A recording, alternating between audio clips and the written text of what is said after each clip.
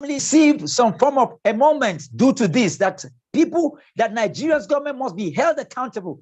These and many more is why we are angry, that we are angry because killings are still going on. So I'm going to let the floor open the moment we say the national anthem, the second stanza of the national anthem. We're going to say that. And then at the end of the day, we're now going to collectively with our choir voices so that we don't jump off cue and scatter everything that we are here for, but to scatter all the bad people, all the people who want to make Nigeria jaga jaga for us. We're going to sing to them at the end when we are done. But right now, as we're going to take different people to protest and speak into the narrative and into the issues. And this is one thing that we have maintained in the last 24 days, because it's also important for people to understand that elections are over. We are at the face of post-election. And I guess this is why a lot of people from the Labour Party and also the obedience, as they say, are not, because here with us, we have PDP, we have APC, we have Labour Party, all the people that believe in Nigeria, in the oneness of Nigeria, all the people that believe in the legality of Nigeria, we are going as one body and fighting the evil of the old order. This is what it is about. It is apolitical. We're not even here essentially for PO. We're not here for Atiku. We are here for credibility. We are here for what is right. We're demanding for justice. We're saying that we don't want anybody to steal any vote and give to Peter Obi. And if we don't want that, we don't want anybody to steal any vote and give to Bado keep coming, but to give to Bola Ahmed Tinubu or to give to Atiku. We're asking for the right thing to be done. Let the person who won be given his rightful mandate. That is what we're asking for. And so if you are speaking and protesting, you need to understand that we are protesting as Nigerians. We're asking for the right things to be done. This is the premise on which we have held on the capital city of Abuja in the last 24 days. We're coming out in mass as children, as mothers, as people from diverse walks of life, crossing party lines, crossing all affiliations to demand for justice, for equity, for fairness, for what is right, for what is Nigerian. This is what the protest is about. So wherever you are right now, if you can stand to your feet, we're going to say the second stanza of the national anthem, to uphold. Because we are doing it online does not mean that we have lost our zest and our passion and our power. So if you can hear me and you can put on your microphone, collectively together, you can join me as we sing the second stanza of the national anthem. O God of creation, thou noble cause, guide our leaders right, ever you the truth to know. In love and honor, to grow and living justice and truth. With love behind thy side, to build the nation peace and justice shall reign.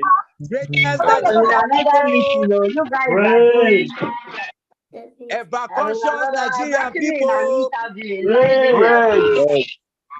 greatest Nigerian people, who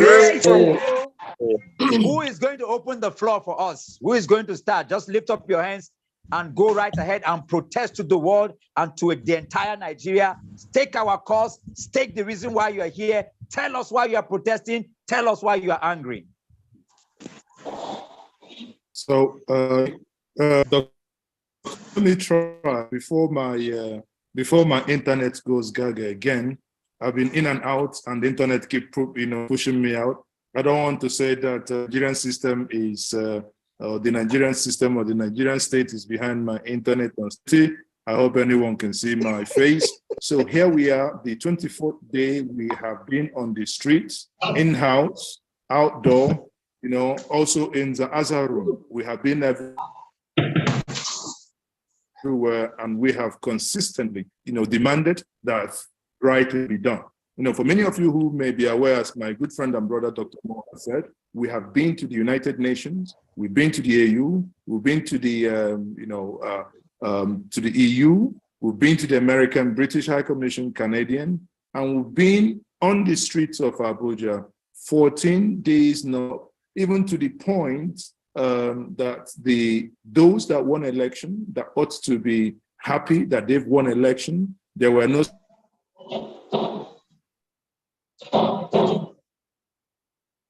celebration. If they need it to wear this at last. But here you are, the people that won election, all they keep doing is send their ministers to the United States of America to defend, to defend themselves and say one or two things. Now, Nigerians, we are saying under the free, Nigerian icon of what happened on the 25th of February. It is not the right thing. As my good brother said, it does not matter. It means when something is given to me unjustly, I must reject it. When something is taken from me and given to another person unjustly, we must collectively reject that. If the election was rigged to favor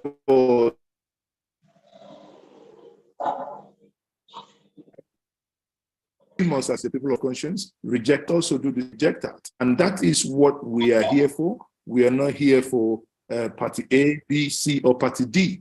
We are here collectively as Nigerians. We were promised that the election was going to be fair, credible. 305,000, many argue as because of the 305 billion, many argue as a result of the 50 billion that was eventually requested, making it 355 billion, whether 305 or 355. The amount in this case is irrelevant.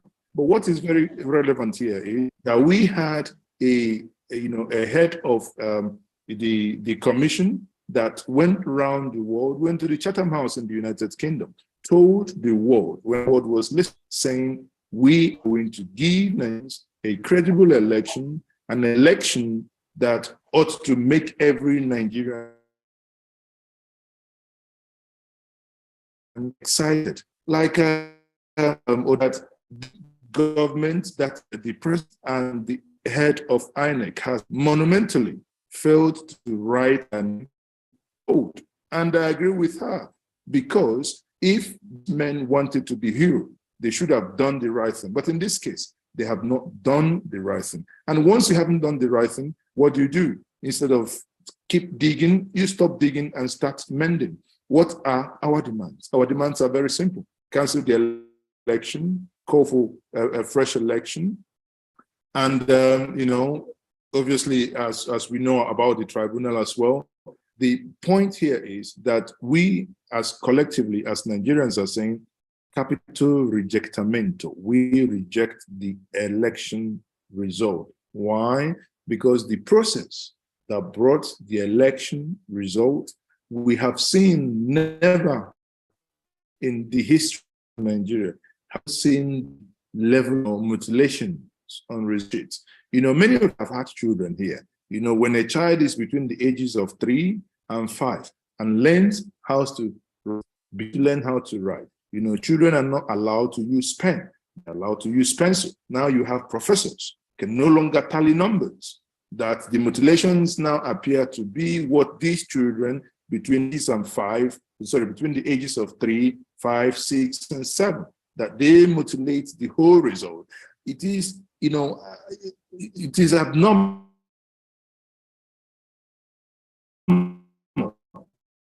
for a result 7 only 7 or 7. And sometimes these people are actually very stupid. Sorry, forgive my French, but there is no other way to say it, that even where you have the numbers in words remain the same. You see someone saying this is 7 adults. These are people that promised us that they're going to do the right thing, but they failed spectacularly in doing the wrong thing, in doing the things that they ought to have, done. So, comrades, ladies and gentlemen, brothers and sisters, we are here collectively as Nigerians to say that as we have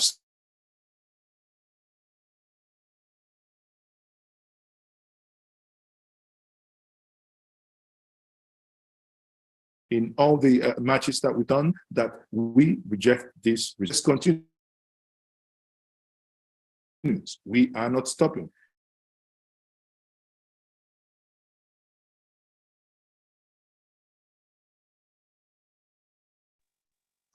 Absolutely. I think your network is finally at it. And I think you're just rounding up your points right there. Can anybody hear me? Let me just make sure that I am audible here. Yes, I can hear you. Yeah, we can hear you. Fantastic. And as Mazi has rightfully said, I mean, we have been on the ground together, going through all the places, consecutively for all the days, marching through all the embassies, seeing some of the ambassadors and making our reports. And everything we have done, even for this protest online we're having, we're going to do an update report to the United Nations. So it's important to say this so that while you speak to the issues, because the issues will be reported at the United Nations. That being said, I think we can take our cues now. If you want to be the next speaker, it's important that you maybe indicate by just raising your hand, and we can take the cues at this protest. Okay, my name is Ayokunle. I'm speaking from United Kingdom, and I want to join my voice to millions of Nigerians who are saying no to this election. The election is fraudulent. I'm in my late 40s, and in my experience so far as a Nigerian, I think this is the worst election I've ever seen. All the promises made by INEC chairman, raising our hope that this election is going to be credible, all has failed. And not to be too rhetorical, I'm joining my voice with millions of Nigerians to say this election should be cancelled. Then INEC chairman should be prosecuted, should be arrested, prosecuted. We are saying no to this election. And like Madmo rightly said, we are not speaking for Peter Obi or speaking for anybody. We are speaking as Nigerians that really want a better nation. We are speaking as Nigerians who are tired of the way these old politicians have been doing us, like the popular definition of insanity, doing the same thing in the same way while expecting different results. We want a better nation. So we are saying no to fraudulent. We are saying no to election rigging. We are saying no to what just happened on February 25th. And we are demanding that this election should be cancelled and INEC chairman should be arrested and prosecuted. Thank you. One more time, my name is Ayokunle Adebayo, speaking from United Kingdom. Thank you so much, Ayokunle, aka AY. You've been Thank you. Thank you so much for protesting and joining your voices with other comrades around the world. I can see that we have Comrade Austin. Comrade Austin, please pop your mic and take the mic.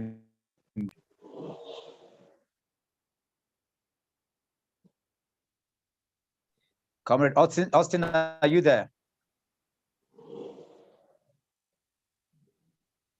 Okay. While Comrade Austin is getting ready, can we have, who else is there? I see Ned Gideon. Are you there? Justice is there too, just so you know. Yes, I know. I can see your hand, Justice. Ned, if Ned is not there, maybe Justice Chukwu, please take the mic. All right, thank you very much. Okay. Is it my turn? Justice, go on. Justice, go ahead. Go on, I'll come back. So my name is Justice Chukwu, and I am here live in the United States of America. My major protests is currently on the judiciary, which should be seen as the last hope of the common man and not the last hope of the politicians. So we need to pay more attention on the workings of the judiciary, because the birth and the death of Nigeria are currently in their hands. The birth and the death of democracy in Nigeria, and by extension, Africa, are currently in their hands. So we need to pay more attention to the judiciary. Justice must not just be done, but be as done. So we have seen in bits and pieces the responses from the respondents, especially on the presidential electoral matters. And we hope that justice will be done and the rightful candidate would be given his mandate to govern Nigeria. And I'm also representing maybe myself and people with disabilities who also have their voice. And some of them, their voices have been muffled. Nobody talks about them. It was very toxic for some of them to even cast their votes. The environment was very, very disastrous, such that they couldn't even step out to cast their votes. Even to get their voters card or voter cards was very difficult. Those who got their cards could not vote. So we need all these shenanigans and malfeasance to be stopped. And I think the whole thing is lying on the desk of the judiciary. If they care to save Nigeria, we would know. If they really care to kill Nigeria, we would know. And I think we should pay more attention on the judiciary this time around. Thank you. Thank you very much, all the way from the United States. Ned, you have 2 minutes. Go get on with your protest.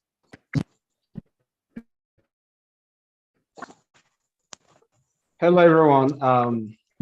Good evening.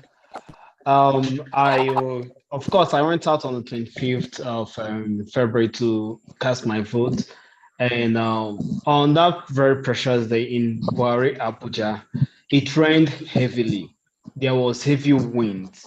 I expected people to run for shelter and maybe the queue to scatter.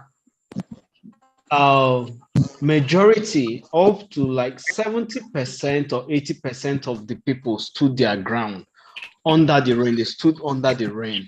While it was raining, they stood there. They didn't leave the queue.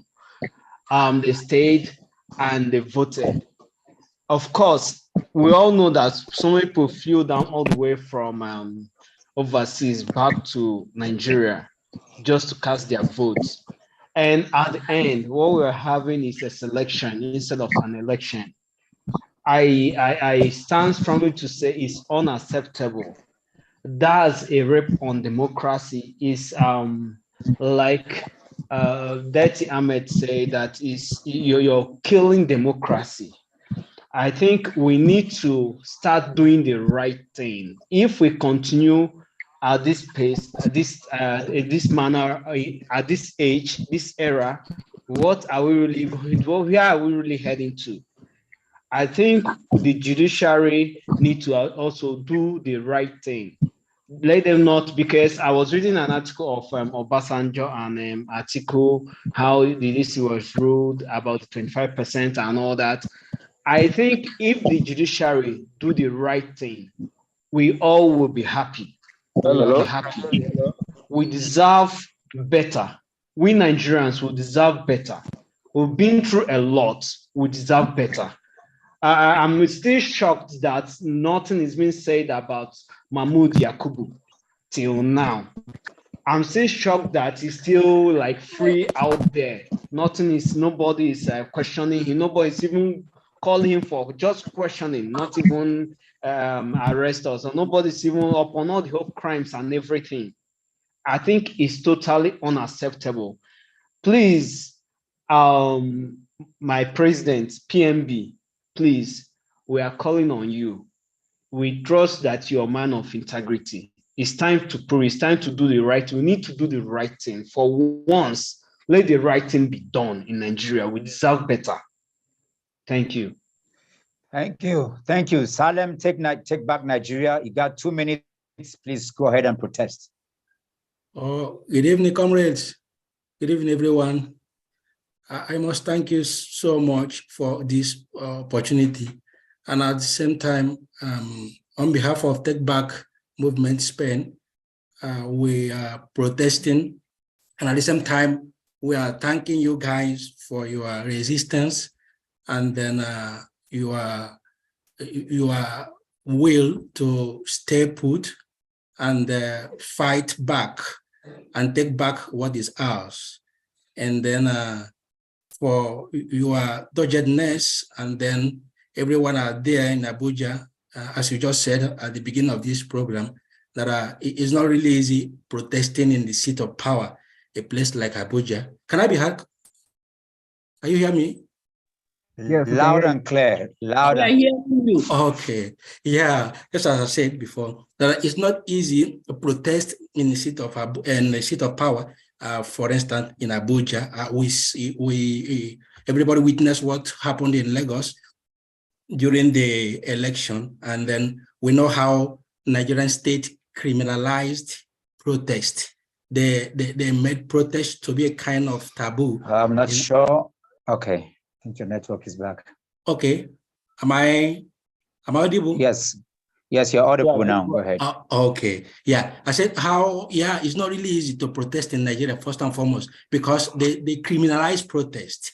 And then protest is just simple, a way of expressing one's expressing his anger, or you are not in conformity with something that is happening, you want to demonstrate, simple as that. But they made it so bad that everybody look at you as if you are coming to commit a crime. But I thank you guys for being there, for doing what you are doing. So my protest is for the Nigerian police, and I would like to say from here that the Nigerian police should, as a matter of urgency, protect the protesters in Abuja, not only in Abuja, in other parts of Nigeria that they may wish to protest, because it's our right, and then we have that right in us to protest. So that is the area I'm so much concerned about. Thank you very much.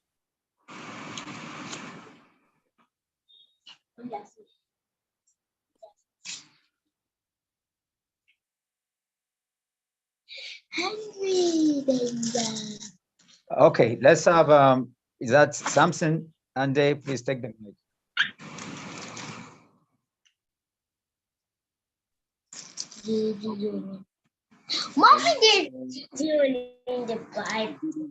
Everyone, thank you very much. I am Tese Samson, and I'm joining the protest from Mexico.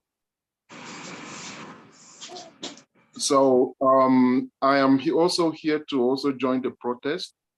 And first of all, I want to commend each and every one of you, those of you that are on ground, doing the physical job, taking the heat, being in the sun, in the rains, and taking the harassment and the persecution of the DSS and all that. We know all what you're going through. And some of us in the diaspora, we are also doing our own bit from the distance to support all the movement. And we are going to be on this until we see the final end. And I want to also take my protest to the judiciary.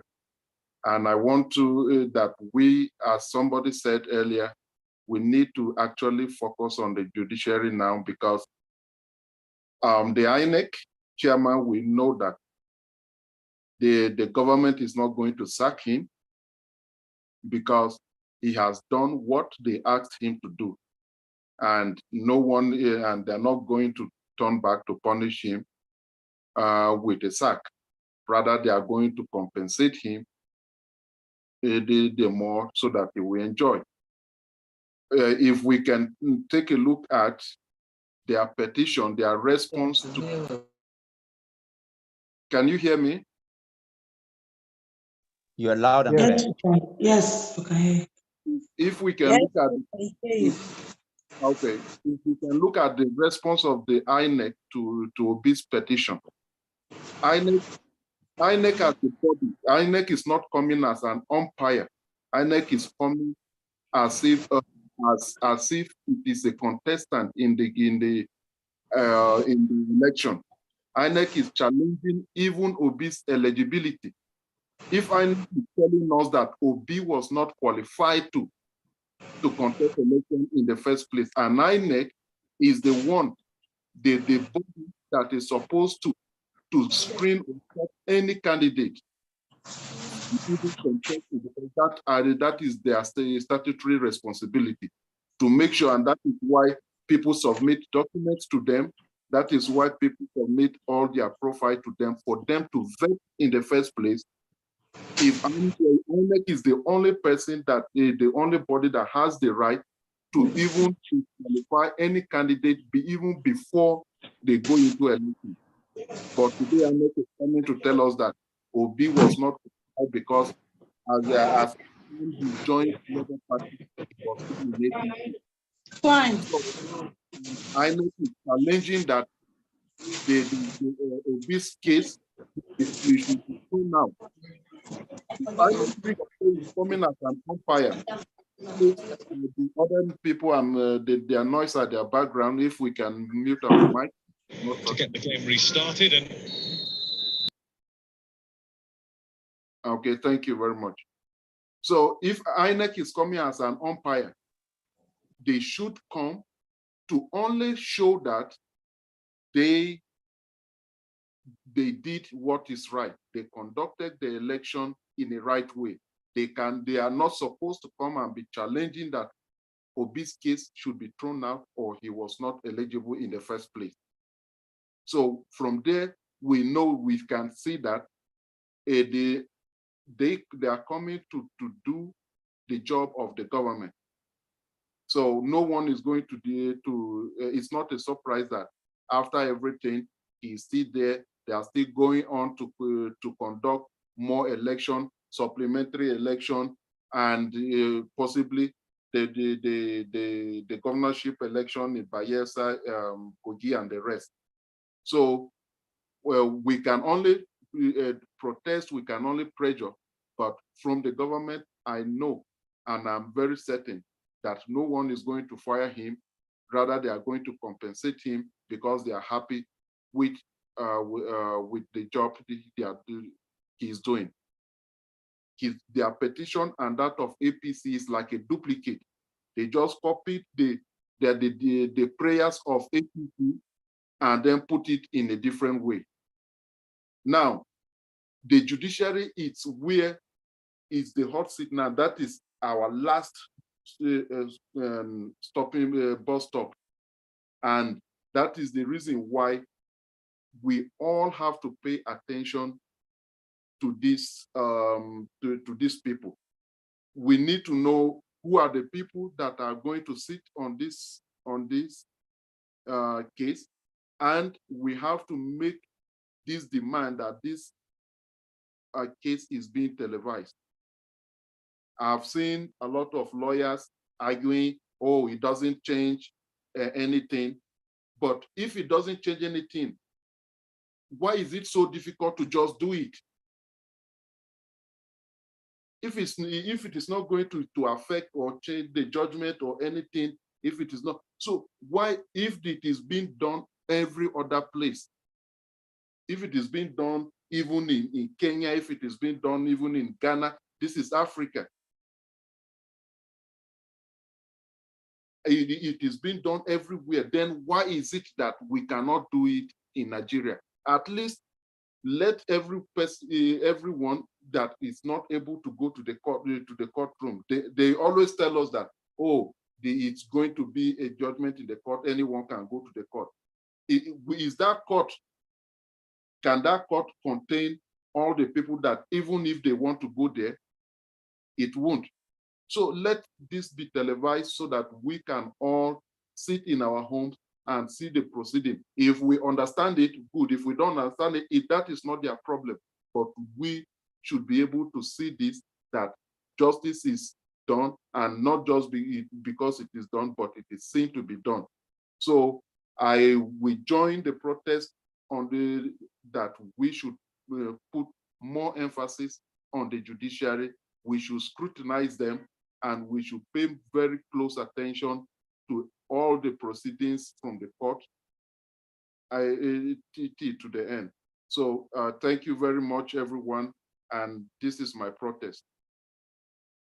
Thank you, Tese Samson Ande, all the way from the United States. I want to just say to everyone that is protesting, please speak, because speak. This is not, it's not just a meeting, but you're protesting. So speak to the judiciary, because we're going to lift your video and it's going to be speaking to the people. So as you're speaking, this is a protest, not just a meeting. So once you get the mic, speak and protest. Let your anger, whatever you're standing for, let it be made known as though you were right on the street, because this is going to hit the airwaves tomorrow. Are you there, Comrade John Dunu? Please, you've got the mic. Let your voice be heard. Greetings, Nigerians. Thank you, Dr. Moore. You are a great leader. We have been following you. Whatever you ask us to do, we do. We've been coming out for the protest, and yeah, the news is getting out there, you know. I just quickly want to buttress on the point that you have actually touched on, but on a different angle, which is, you know, I want to speak to Nigerians that do not tag us as anti-anyone. Anti-anyone. We are not anti-Obi or anti-Atiku or anti-Tinubu, all right? So we are fighting for a new Nigeria, for a better and a conducive Nigeria, all right? So we are not against anyone. We are really not against anyone. And we don't want to be bequeathed with an unacceptable process of election, all right? I just want to let Nigerians know, the elites, those in authority, to understand that this generation, our generation and those coming after us are so ingenious, all right? If you decide to bequeath to us an unacceptable mode or way or process of ascending to a throne, we will become masters in it. And we don't want that. Please do not teach us bad stuff. Do not teach us evil things. We don't want, all right?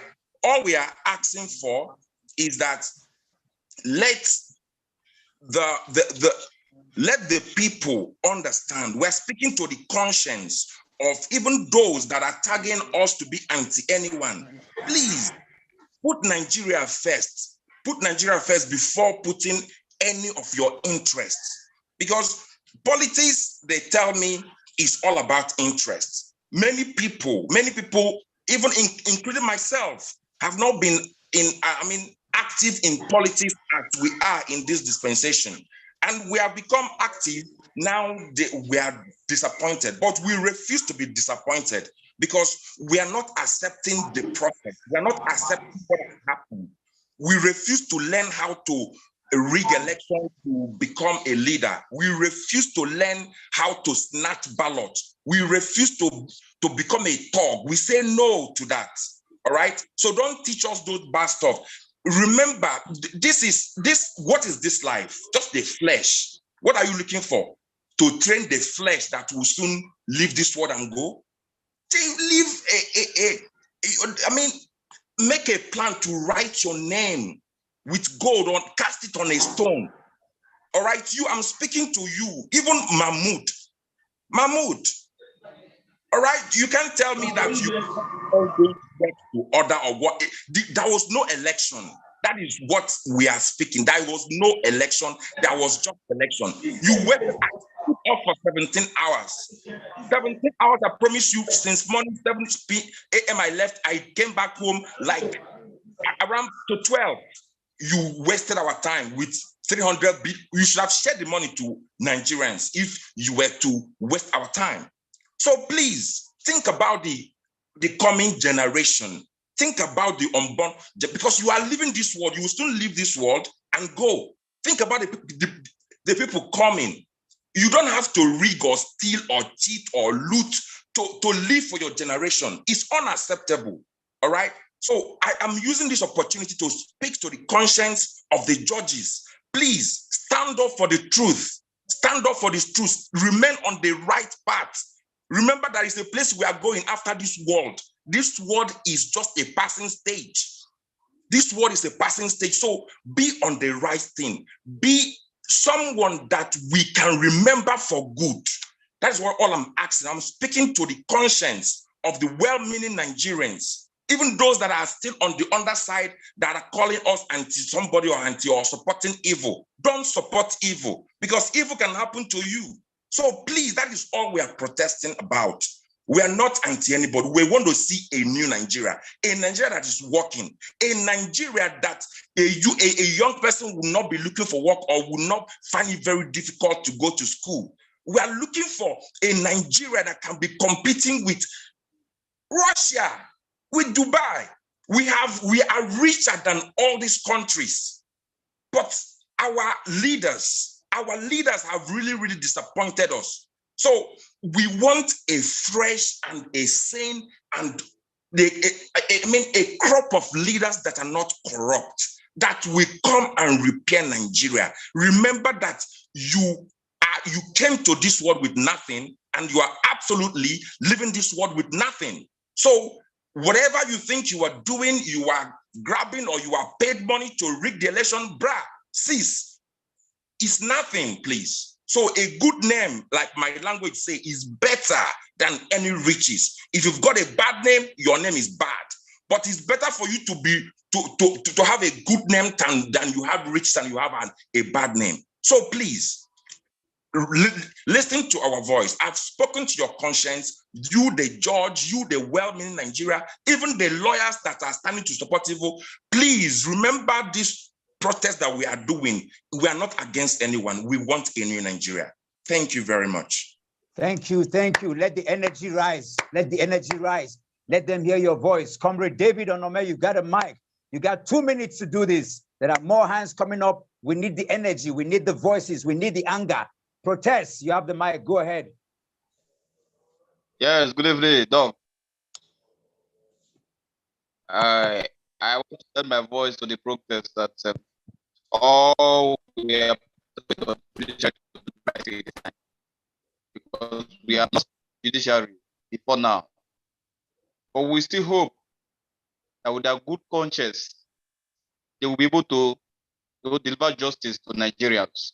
We want a better Nigeria. A new Nigeria is possible. Nobody will have Nigeria.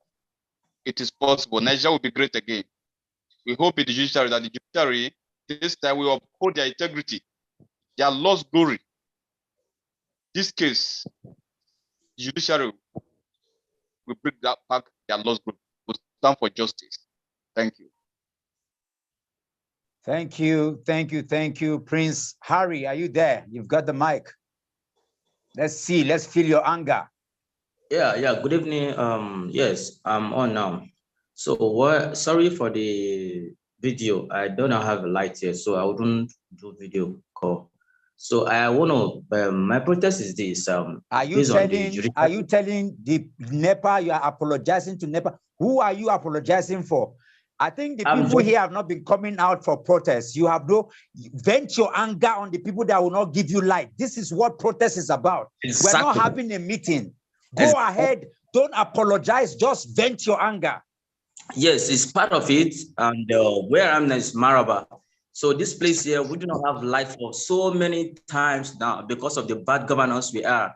So right now, I'm trying to bring out my protest based on things that are happening in this country. First of all, let me base on the judiciary. Judiciary is going to be our problem. So what I'm trying to say now is coming out every day that we will go to court. We'll also be coming out, protest at the front of the court to tell the whole world that we are not for anybody, but we are for Nigeria. And secondly, I want to say something about this Nigeria NLC. NLC is supposed to have been among those people that are supposed to join on in this protest because they are the founder of this Labour Party. I understand that we are not for any Labour Party. If those people, NLC, joins us and we close all the parastatals in this.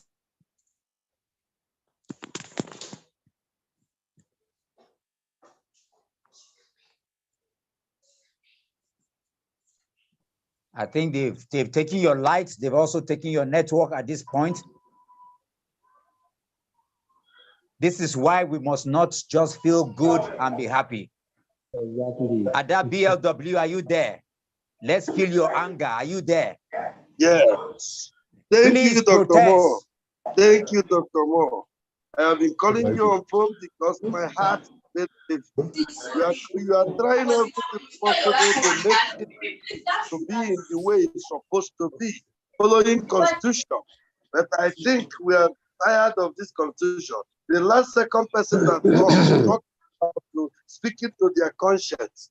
These people we are dealing with doesn't have any conscience in this age. They don't have one single conscience. It's the time as we have stand up to take Nigeria back to ourselves and set it the way it will be is what we will continue. Secondly, the issue of court. I don't know why we are still leaving the court not to start on the petition that have already signed to them. It is the time we carry this particular protest to the court and they show them that we are not politicians like them. We are no breed. Thirdly, I have looked over all these things. You people are managing it on one side, which I have called several times. How can this protest be moved from Abuja to north, to southeast, to southwest, to south-south?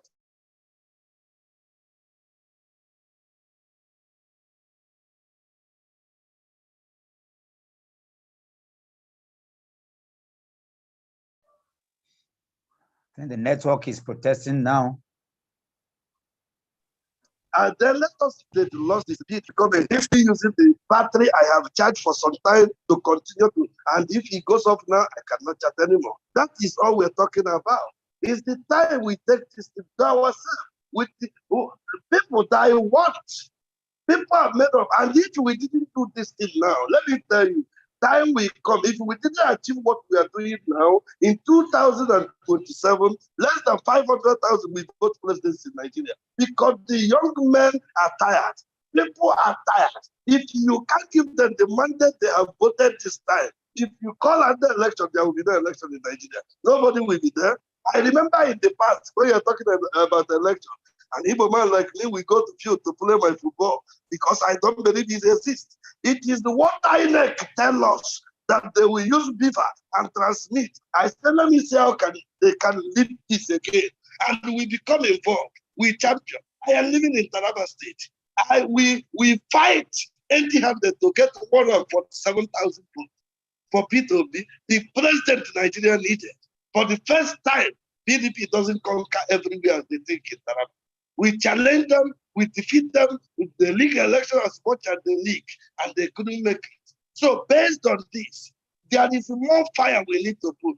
There is time to call the stakeholders of Forbidden Family and the CSOs together, including the last person that said, we bring Congress into this. If they don't want to be involved, so be it. We will achieve everything we need. Thank you. Let another person speak. Thank you. I like the fire and I like the energy. And yes, by now we will be hoping that other states will take up the energy and run with it. You have seen what has been happening in Abuja. I like what they're already doing. It was in Port Harcourt a few days ago. Some people called me, they replicated the flyers, they took the music, they started going to the street. This is what we want. Even if you are 2 people or you are 3 people in Taraba, wherever you are, Come out and occupy the INEC office. Don't wait for anybody. Get the little water and the little money you can get and start, and more help will come. This is how we have done it in Abuja. This is how we are going about it, and that's how we're going to keep doing it. If we call on any institution and they refuse to come, we will take the protest to them. And like the person who spoke about the labor union, if labor union have collected money from Agbado and they are refusing to come out, we will take the protest to them. This is not the time to sit on the fence. This is time to speak to them. And I want more voices. Speak directly to them because they are listening to you. By the time this report is coming out tomorrow, speak directly to the media houses. Speak directly to Labour Congress and Labour everything. Speak to them directly. I know we have, who is here now? We have Fortunatus Onyeka is here. Before we go back to China. Fortunatus, you got 2 minutes. Get your protest to whichever quarter you want to get it to right now. Oh, thank you so much, my leader. Good evening, everyone. I've been so angry about these things that are going on in this country, and I begin to ask our elder statesmen, and I begin to ask the judiciary, I begin to ask the youth, I begin to ask every Nigerian, are we going forward or we are going backward? We say we are in Nigeria, we are a nation that's supposed to be operating with a laid down rules, laws that are governing us. INEC came out with what they call electoral law of 2022. The process which election, a credible election, is supposed to be conducted in Nigeria in 2023. And there came the time for the election. INEC went behind, threw away the electoral law, and did things the way they feel. And they expect we Nigerians to live like that, a lawless nation. Now the issue has gone, to the hands of the judiciary.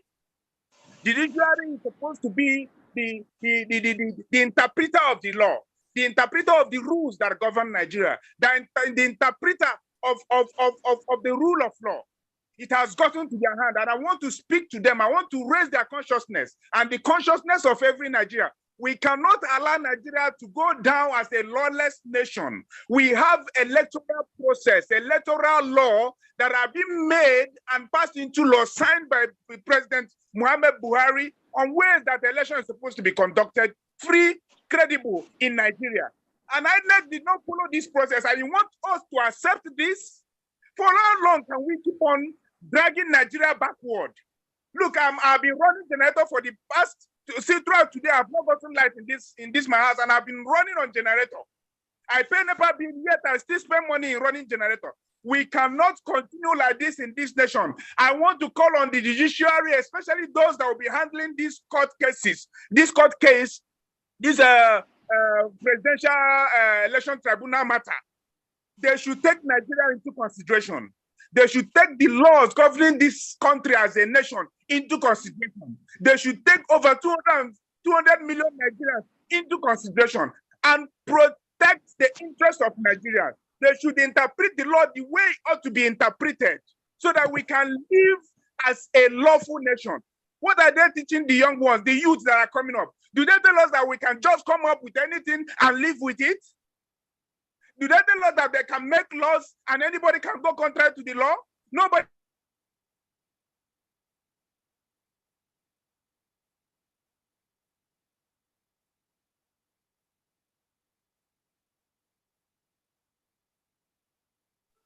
Is it my network or the network is now protesting against Comrade Fortune? Is the network? The network is now protesting. That was a very good energy vented there. We're going to take this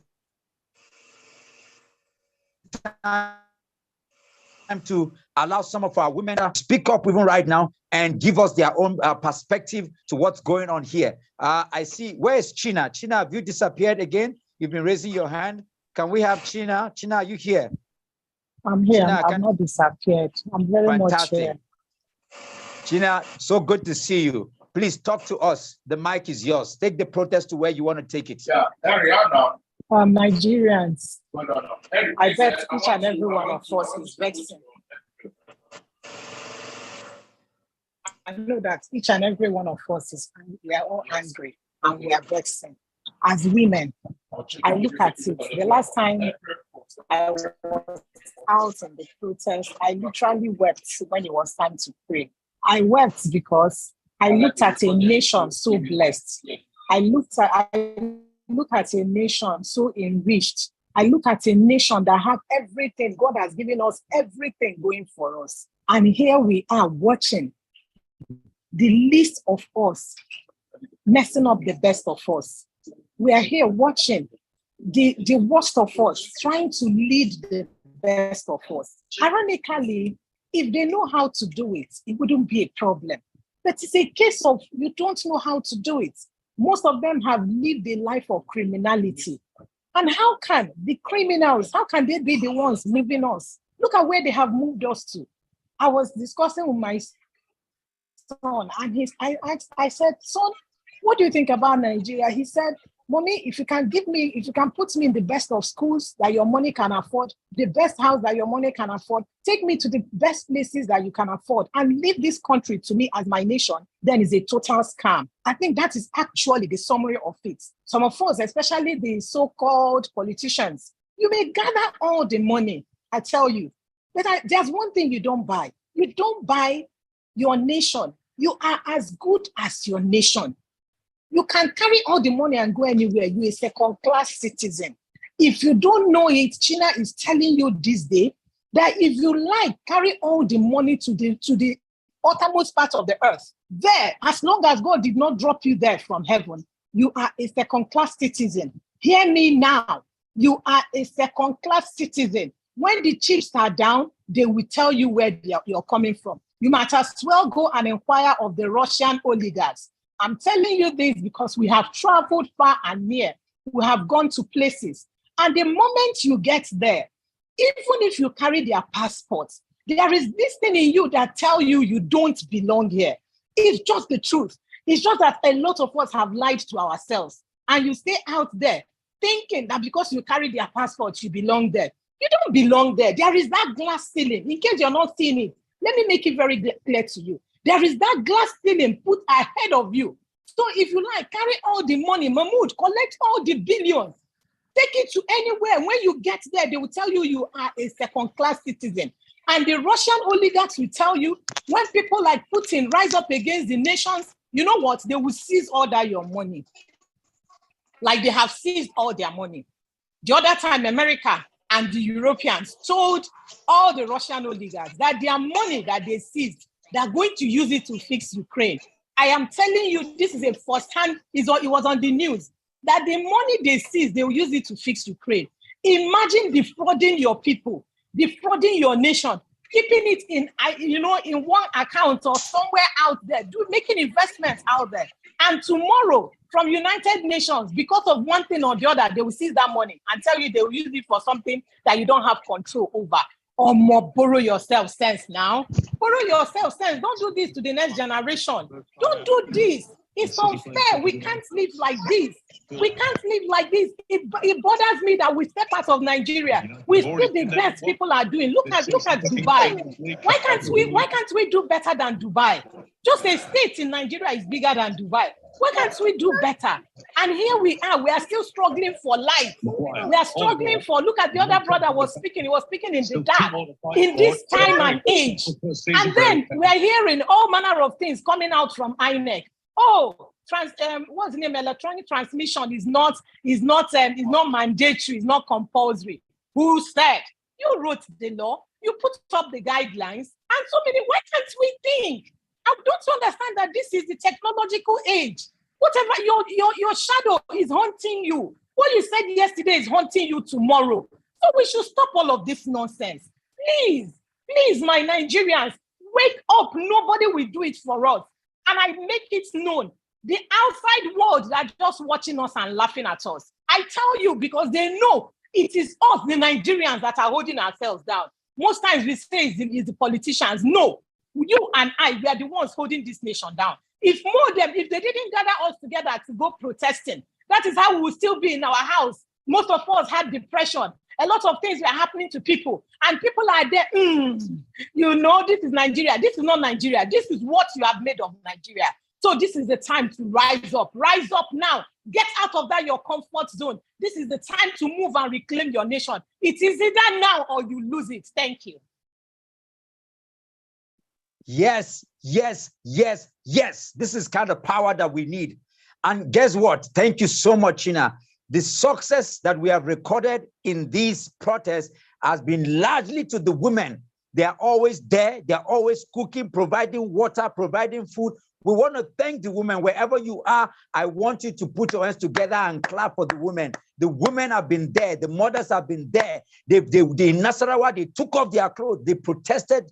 They came to the American embassy. They shocked the whole world. Joe Biden and everybody in America saw them, that they took off their clothes. The news went viral. This is what we must do. You know, and I want to thank you, China, for saying it. There are a lot of people, they've been abusing every day. Dr. Mo, you are useless, you are everything. But guess what? Because we went out, the CJN ran back from wherever he went to and came back. Because we went out, now they are afraid. Because we went out, Lai Mohammed is going back to the US. Because we went out, we reported them to the embassies. We reported them to the UN. We are reporting them. Because of that, now people are waking up. Chimamanda is waking up. Wole Soyinka is waking up. This is the power of protest.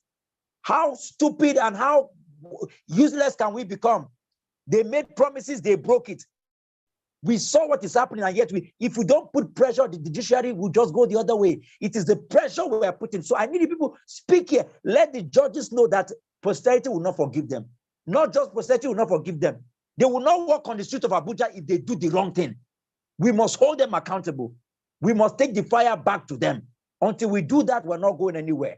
Let's have another. Where is Auntie Obi? Are you here? Get the mic before we have another woman come up. Let's have the woman, lady, her voice. Thank you so much, China. Obi Elekwa, let's hear you. Good evening, everybody. All comrades, all angry Nigerians on this platform this night. Doctor, thank you very much for giving us this platform again to speak to the world, not just to Nigerians alone. We have gone around and we will not stop. I always emphasize, we will not stop until our voice is heard. Doctor, I want to say a big thank you again, because this night you're not going to stop Auntie Obi. This night you're not going to caution me. I am going to go as loud as I can, because the people we are dealing with, they are rogues. The people we are dealing with, they have no credibility, they have no integrity. The people we are dealing with, they are agboros. We even see how they fight in the house, how they fight themselves everywhere. The people we are dealing with, they are not literate. They don't know what it means to govern. They don't know what it means to lead. All they know how to do, because they have sold their souls to the devil. They have sold their conscience to the wicked one, and so do not feel the pains of the masses. All they know how to do is to kill, to maim, and then to grab and run. All kind of illicit things. That's what they know how to do. But you know what? We'll say from the time of John the Baptist, the kingdom of God suffered violence, and the violent take it by force. We will take Nigeria by force. There ain't no stopping us. We are taking Nigeria by force. And so, as many people as are burning their data, as many people as are disturbing the ears of people on phones, Nigeria this, Nigeria that, like my sister rightly said, they better start coming out from their comfort zones. We better take over the streets of Nigeria in all those states. We have started in FCT. Let every state, those in diaspora, you know what, doctor, let me tell you, let me shock you. I felt like when this happened, our diaspora brothers and sisters, there should have been a mass return. We should have shown these people what they have never seen in the history of Nigeria. We should have treated them like dogs they are and not us instead. Yes, it's high time we stop all the big dramas. It's high time we stop. It's high time we stop. It's time for action. It's time for strategies. It's time for people to say, hey, listen, get out there. It's time for our men to say, I am going, my wife is going, my children were going out there. Because you are at home, you die. Wherever you are, you die. There's no safety for you. There's no food for you. You don't know what may come up to you the next morning. Nobody's sure. Nigeria is one day one trouble. So why can't we lock up our houses and every man lock down the market, lock down the churches, lock up everywhere, and tell these people that enough is enough. You know why they're having the stage? Because they know that Nigerians, they behave more like cowards. They know that we are busy on the social media. They know that the highest some people will do is just to, chat on social media. And they are used to it. They have developed thick skin. But you know what? I am using this medium to talk to our brethren, to talk to fathers, to talk to mothers, to talk to the youths. We need to take it by force this time around. The judiciary is not left out. This time around, we're going to be investing more energy on the judiciary. As we resume back procession, we're going to occupy the judiciary, whether they like it or not. And if states still do not heed, we may begin to locate them in their houses. They are going to see the stuff they have never seen in Nigeria. A new Nigeria, for sure, is possible. The rebirth is possible. And we will have it. And as many of them that do not like good things, as many of them that do not want to enjoy the new Nigeria with us, they will go down for sure. However God is going to do it to them, however God is going to handle them, we have called on God in prayers, we have tabled our matter to God in prayers, and we are still praying and we're not stopping. The likes of things that happened in Nasarawa is yet to repeat in all the states of Nigeria. I can promise them that for free. It will still happen. So they better get ready. Nigerians had better get ready everywhere we are. We better get ready. And that will be it for now. They robbed, they raped, no credibility, no justice, injustice everywhere. Is it wrong to ask for equity? Is it wrong to ask for the good thing to happen to Nigeria? Is it not possible that Nigeria be made another Obodo Yibo? Is it bad? Just wicked men and women. Just wicked, set of wicked people that feels that there's nothing we can do. They've gotten all the billions. They've stolen all that they can steal, all that they can steal from Nigerian treasuries. And as far as they are concerned, their money can buy them everything. But we're going to tell them, no, money cannot buy everything. Money cannot buy people like us. And so they will have us to contend with. Thank you. Thank you so much. This is the kind of fire we need. Thank you, Comrade Obi. Thank you for that. For those who haven't seen, except you haven't seen, I don't know how many of you have seen the latest, where Asari Dokubo said, government has paid me to kill people. What I'm going to be doing now is kill people. And guess what? If you want to be afraid, get ready, because they're going to put enough fear. They're going to put enough fear to the point where sometimes some people will even be afraid to join even an online protest, not just what we do on the street. This is what they want. But guess what? The only thing that can break that is called courage. It's called fearlessness. It's called objectivity. Is the power to come out and speak. If people have gotten to the point where in today, 2023, they can hit their chest and say that government has paid them to kill people, and we have people here who are checking out, who won't even come out, who are there saying, hey, don't follow Dr. Mo, don't do this, so don't follow these people. Is that what we want? This is why we were beaten from our polling booths. This is why we were chased from our polling booths. This is why we were cut from our polling booths. And guess what? If we allow that to happen, 2027, we can't even come out, because they will just declare whoever the winner is. This is what they plan to do to Nigeria. Are we going to allow that to happen? The question is all right before us right now. Who is there? Ambassador Jennifer, are you there? Somebody was supposed to speak before you. I'm trying to look for who was the lady. Well, let's take the ladies. Ambassador Jennifer, you got the mic. Please take your protest to where you want to take it. Good evening, everyone. I am super excited to be part of this online protest. One thing you guys don't know, that this is historical. This is truly historical. It's going to go down history. The first set of people that stood in front of whatever thing that was going to be done. When we come out on the street, a lot of people have called me. People have said, they say your husband, tell your wife to stop this thing. You die only once. It's just once, either which way. Some people were going to their farms, they were killed. Some people were getting an accident on the road. Some people just get on a flight, going to the next place and they die. Die, not die. So, but if we are going to be on the street for the right thing, because we have children, we have a future. Some of us have lived well, thank God. But what about the people we're leaving behind? What are we doing? What do we expect from them? There was a selection, not an election. And then they expect us to just sit quiet and just watch them do what they want to do. Just like Dr. Mo said, come 2027, they're just going to announce who they want if we don't stand up. If we don't stand up for the youths are the ones that are supposed to be on the street with us. Instead, when you go on the street, you see more of mothers, because these mothers have children and they know what it means.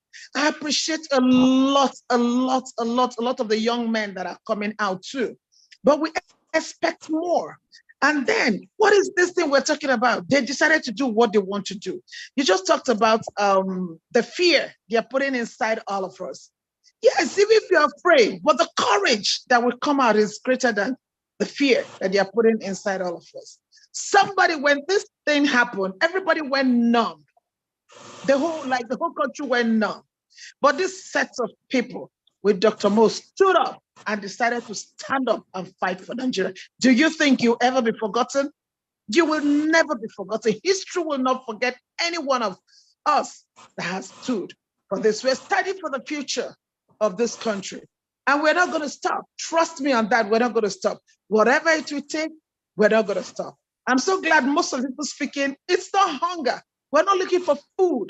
We're not hungry. We're not looking for money. But we're coming out to talk, to stand for justice, for what is correct to be done in this country. I appreciate all of you that are online this evening, and we're not stopping, because thank God the UN has been activated. You guys don't know what you've done. This protest has been activated in the UN and is down in history. If we're called today to speak in the UN, it's historical. It is there. So you are part of history, and the world, Nigeria, will never forget you. Thank you so much. Keep the flag flying. Thank you so much. Thank you. Thank you so much, Ambassador Jennifer. I remember in the words of Dr. Walter, when we were received on the second time when we did the update at the UN, he said he's excited about the protest, and that 24 hours after our deposition, that the Secretary General of the UN was going to receive our deposition. What more can we ask for than to keep putting the pressure? Thank you so much for that. Jumbo Godwin, are you there? Jumbo Godwin, take the mic and take your protest in 2 minutes to where you want to take it. Good evening, everyone. I'm Jumbo Godwin. I'm in this state. Well, I just want to raise my displeasure at what happened on February 25th. We all went executing our franchise, and we were told in school that election is a prerequisite for democracy. And at the end of the day, by few set of persons who I can tell as kleptocrats, we have been trying to organize ourselves, especially in Edo State, to see how we can march down the streets. But on the long run, persons have been divided by getting me more and more. Understand? And I thank God for what I've seen in some parts of Nigeria, like Abuja and in diaspora.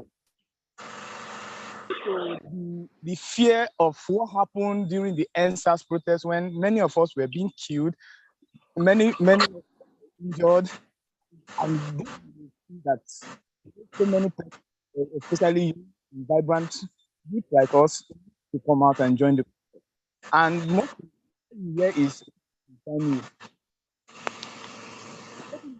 because with what we are seeing now, our children is going to suffer for.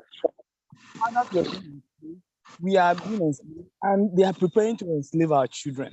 And I thank God that we have young and vibrant people who have come out to register their displeasure, just the way I'm feeling bad.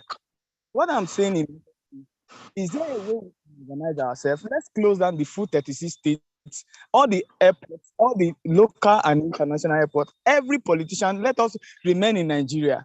Nobody goes out, nobody comes in. Let them see what they have done, for what the damage they have done. And in every country that is working today in the world, the judiciary will working, the system will be working. And because in Nigeria, the judiciaries are part of the problem or part of those are loyalists to the politician. That's why it's as if nothing is working in this country. So all eyes on deck for the judiciary. The judiciary must at this time because things are not really working out. Many of us are suffering. Some of us fail after school, nowhere, as in no job, nothing. It's as if we lack opportunity in Nigeria, and we have potentials. We have people with like mind. We have people who can think beyond the box. But because the government have perpetually tried to bring down our self-esteem, we don't have anything. What I'm saying in essence is we can organize ourselves and shut down the airports in Nigeria. Nobody goes out, nobody comes in, so that they know that what they have done is not right. It's not right. But if we keep on, if we keep the way we are doing, these people are very smart. They are very smart, and this few period they are trying to come out with a plan to make sure that this work. If it doesn't work, the other one will work. So let's see how we can shut them. Let everybody. Nobody goes out. Nobody comes in. All the airports. Let's shut them down. At least this is not about Peter Obi magnet. This is the magnet of Nigerian. They have stolen our magnet, and according to what some of us are saying, what is the fate for 2027? What's the fate? If they can do it in 2023, it means they have a bigger plan for 2027. And it means we must correct this nonsense. Thank you. Thank you. Anulika Day, can you have your time? Your microphone is still off. We can't hear you. Your microphone is off. I can't hear you. Let's see. Okay, you have been unmuted.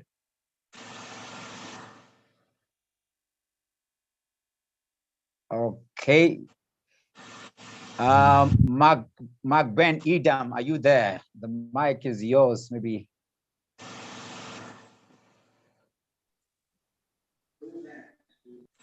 All right, thank you so much. My name is Mark Ben Edam. I'm speaking from the UK. I don't know if people who are not speaking could mute their mics. I think it's just the normal thing to do, so we don't have background noise. Yeah, I'm joining the protest because I'm angry, really, because the hope we had that Nigeria will get it right this time around was shattered by men who feel they own Nigeria more than any other person, by rather illiterate minority that feel every other person should bow to them. I'm joining the protest because I also feel that we, the obedience, are not doing enough to, douse the idiotic stuff these guys are using our press power. Before I go on, sorry, I'm a P2B supporter. I'm not here to say I'm not supporting anybody. I'm not supporting this. I'm supporting P2B. And I'm a P2B supporter. So the protest is necessary at this point because we've seen that the people we trusted, like INEC and the rest of them that promised us El Dorado, have snatched sleep from our eyes. We are not sleeping anymore. We are just moping. We don't even know what tomorrow will bring for Nigeria because they've succeeded in installing people who only believe in gagging the freedom of people who believe in crime. See what they did today, just bringing out a picture of P2B saying all manner of things, even illiterates who were even, rusticated from school, could come and call P2B any name they want to call him, because they are all looking for ways to fill their pockets. So it is necessary at this point to call on the judiciary, certainly, to do the right thing, because right from the days I was small, we've all been told that judiciary is the last hope of a common man. In this case, we are the common men who are asking just for a better country we can call home, a better place we can look back to and beat our chest and say, yes, I'm proud of this green passport. I am joining this protest because we've disappointed Africa as a whole. A lot of Africans believed in us. Over here, I have friends from Ghana who were all telling me how happy they were that somebody like P2B was contesting. Someone even asked me if we could lend them P2B because they need someone like that. You know, sometimes you don't even have the face to talk to them anymore because our people have actually dashed the hope we had. Though all hope is not lost yet, and that's why this protest is highly necessary.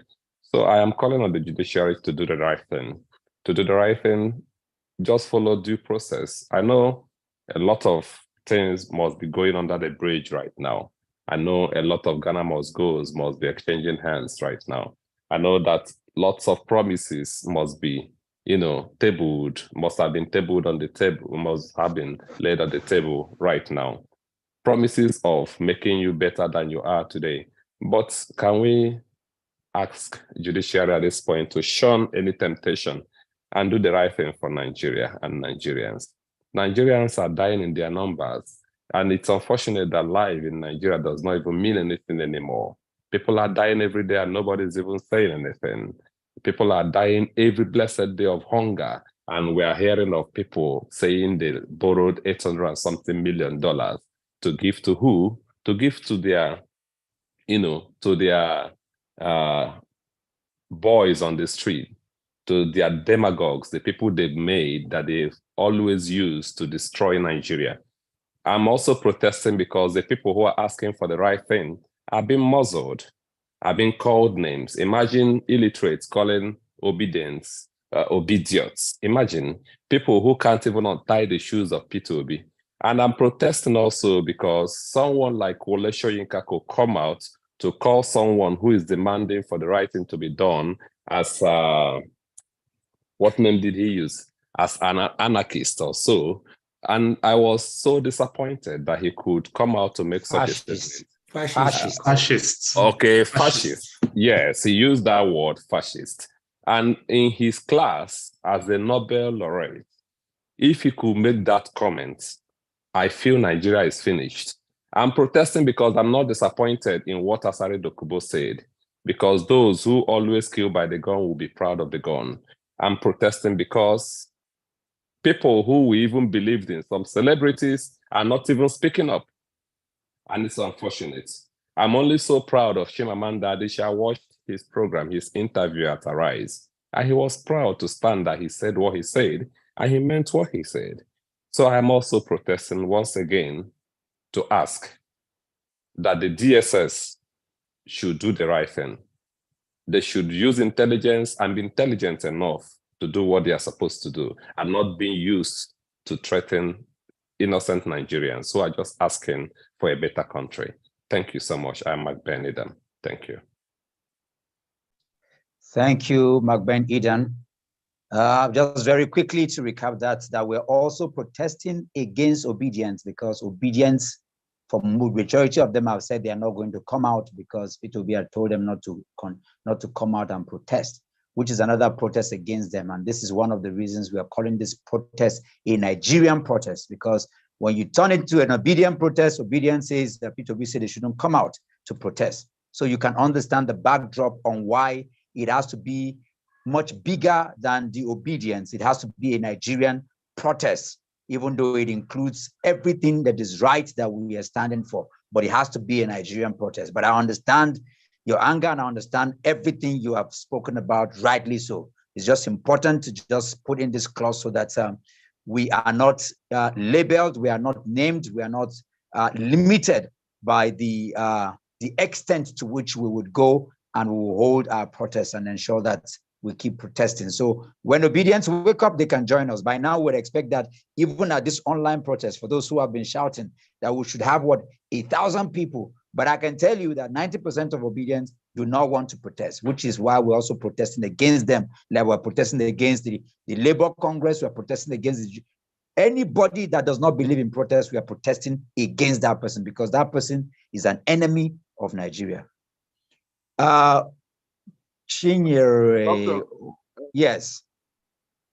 Yes, I can see your hand. Yeah. Please, I know that I spoke a while ago, but maybe I'll have to go to work. So I don't know if you can just permit me to speak in case I have to leave. Okay, let's just allow Chinyere Oyakere to just come in, and then you can. Is that Emmanuel Okpa, right? Okay. He's been here for a while. Yes, Emmanuel. I don't know what's happening because I'm seeing two. If you can hear me, just can you hear? Yeah, I know you're raising your hand. Can you hear me? I can hear. I can hear you. I can hear you. I can hear you. Okay, go ahead. After you, then we take. Yeah. I should go ahead, right? Yes, please. Go ahead. Okay. Right. My name is Emmanuel Okpa. I'm calling from the UK. I want to talk about 3 areas. The first is general. I want to thank you, Dr. Mo, and all those who have made all the effort to start this movement up to this day. Is it the 21st or the 23rd? What did you say? Day 24th. Day 24th today. So I really want to thank you guys because it's not easy to brave it the way you all have done and come out, especially in Abuja, where you described that it's probably the most dangerous part of Nigeria to do a thing like this. So I really salute your courage and all of those who are joining you. Now, I just want to let you guys know that, I mentioned this to you, privately yesterday. The powers that be, Buhari, INEC chairman, and Tinubu, whatever, and the rest, they're all believing in the fact that this movement will fizzle out. We'll all make this noise. It's the early days as they talk for, Niger, morning sun, not the last day. They are banking on the fact that this movement will fizzle out, and then once they fizzle out, we will go quietly into our various homes and businesses, and we'll carry on, and then they continue as it has always been. So I just want to encourage all of us that this movement shouldn't die down. This movement, if anybody is there sitting there and thinking that this matter will be resolved probably in 4 weeks or 5 weeks or 6 weeks, no, it means we are not serious. It means these guys would be right in what they were thinking that will fizzle out. This fight has to continue. It's not probably going to end in a few weeks' time. It's probably going to last for months and months and months. We should be ready for that. We should be ready to stand steadfast and make sure we take this fight to the end, whatever it takes. Because if we slow down, they will take over and continue in the way they have been doing. So please, please, please, let us all be clear on our mind that it is not a fight for 2 weeks, 3 weeks, 4 weeks, and then we just stop and, we expect things to get right. It's not going to get right. We will stand. Well, it's not going to get right until we stand and fight it. I was listening to, I'm sure you all know, the US President, Joe Biden is in Northern Ireland. I think he came in 2 nights ago. He said when he was in school, he read history and political science, that they taught them that every generation needs to rise up and fight to keep democracy going. That he didn't understand that. He said, he asked himself, what is America fighting to keep democracy when they already have a solid democracy? But what happened on January 6th, I think 2021, proved that point that every generation needs to stand up and fight for democracy. If you don't fight for democracy, you won't get it. It is very fragile. It can easily break. I mean, imagine American democracy being tested the way it was, on January 6th. So democracy has to be fought for. What Mo, you are doing and what the rest have joined you to do is the right thing to do. We need to fight for democracy for us to have it. And even when we've got it, we still need to continue to fight because it's a fragile thing to keep. So please let this fight not end in a few weeks, in a few months' time. Let us stay fast and fight it until we get what we want. So thank you so much for all that you and the rest are doing. The other point I want to make is draw your attention to an aspect that I don't hear people talk about much, about it a lot. Yes, we all know elections was, we're all rigged. I mean, I watched it from here on that Saturday, 25th. I was not in work, I was at home and I watched everything that happened, especially Port Harcourt, which is close to my area. It was a mess. We all know it's been rigged.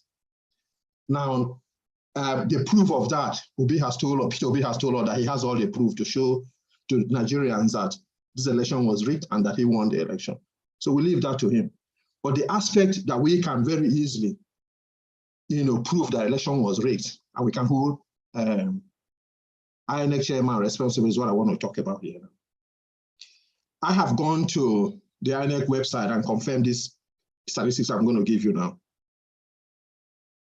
The registered voters that INEC themselves declared was 93 million Nigerians who registered to vote. Now, the population or the number that collected their PVCs that number was 87.2 million people who registered. Out of that 93 million collected their PVCs. Now, the number of votes that INEC counted and declared a winner, if you calculate it, is APC 8.7 million, PDP 6.9 million, Labour Party 6.1 million, the rest 1,500,000. I will just discount those one because they are not really that significant. But if you add everything, you will get something like 21 million. So in a country that is 230 million, and in a country that 87.2 million people collected their PVC to vote, and you and I know, you saw the videos, those of us who were not there, you saw the video, those of you who were out there, you saw the crowd that came out. It was a record turnout. I don't think Nigeria had ever registered such a turnout. So I believe that a lot of people came out. I don't have the figure of the accredited voters that on that 25th February. I'm sure the servers will have it, the Beaver servers will have it. So for now, we work with the figure that we have until INEC comes to tell us anything different. So I'm making my comment based on 87.2 million people that collected their PVC to vote. And I'm also making my comment based on the fact that it was a record turnout. So I would have believed that a lot of people out of that 87.2 million came out to vote. Now, out of that, only 21 million, INEC counted only 21 million votes and then declared a winner. That 21 million vote is just about 25% of 87.2. And out of that, he gave 8.7 million naira, 8.7 million naira to APC and then declared them winner. That is just about 10% of 87.2 million, of possible 87.2 million people that voted.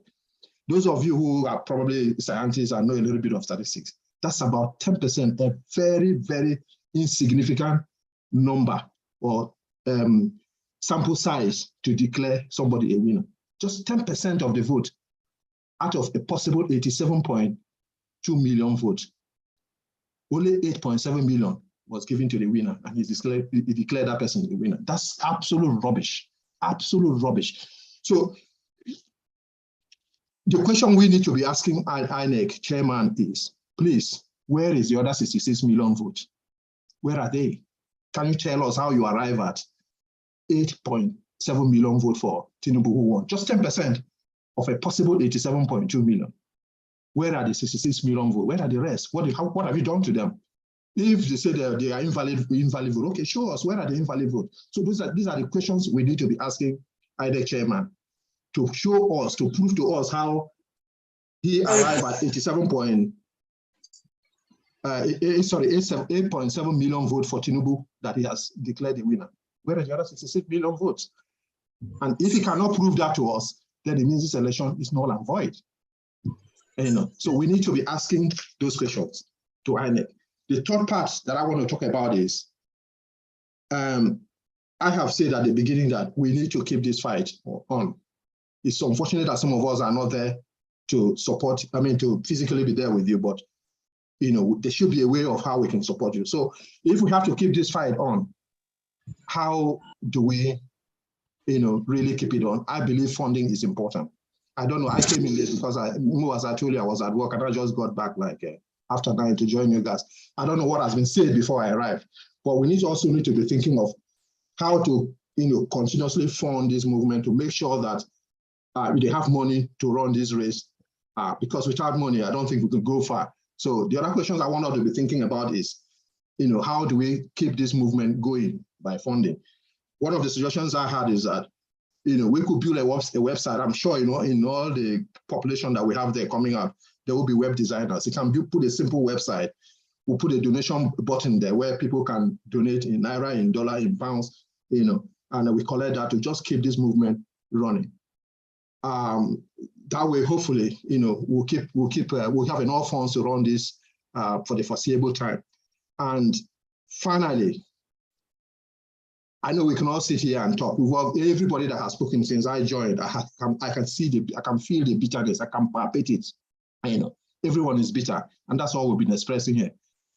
But I think we've expressed that enough. We need to move from there to actionable things. What can we do to really, take our bitterness into fruition?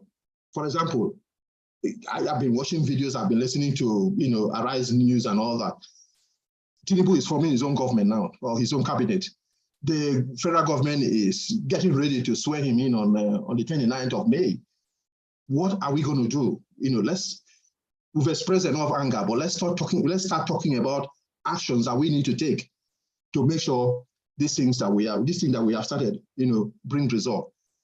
They are going to swear Tinubu on the 29th of May. And once that is done, he gets into our Aso, start using the government instruments to oppress us as usual. So what are the things we need to do to really get these results that we want? Yes, I've seen some of the demands that you put, through INEC chairman to be, dismissed and tried it, for his crimes. That's perfectly okay. I've also seen where you guys were talking about we don't have confidence in the CGN, that he needs to be replaced. That's very good. But how do we really get these things, to move away from the words of mouth into action? I think those are the things we really need to be putting our heads together and make them happen. I think let me stop there for the moment. Thank you all. Thank you. We'll just take. Sorry to interrupt you, but some things are better said in the meeting. This is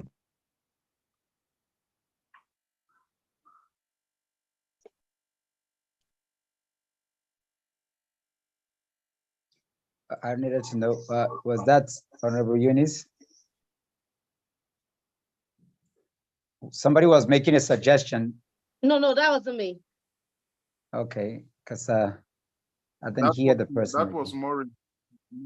Okay. That was Maureen, but I think maybe our network is taking her out. Okay. No, I was just, hello, sir.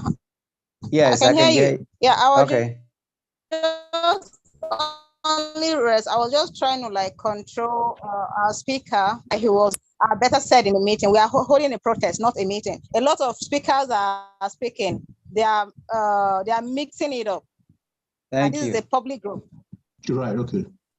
Thank you. Yeah, it's important to keep this anyway by tomorrow, because we're going to have this for the next 3 days. It's important to understand. A lot of people don't understand what protest is, and they don't understand pre-election, election, and post-election.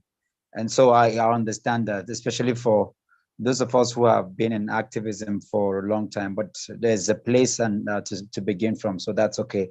This is not even a strategy session. This is not anything. Whatever we want to do, if you know what it has taken to get us out here, some of you will just run away. If you hear some of the things, the text and the messages I've gotten, you will not even be on this platform again. So I would leave all of that for, and I can say it here so that, you know, people just understand. Honorable Eunice is there.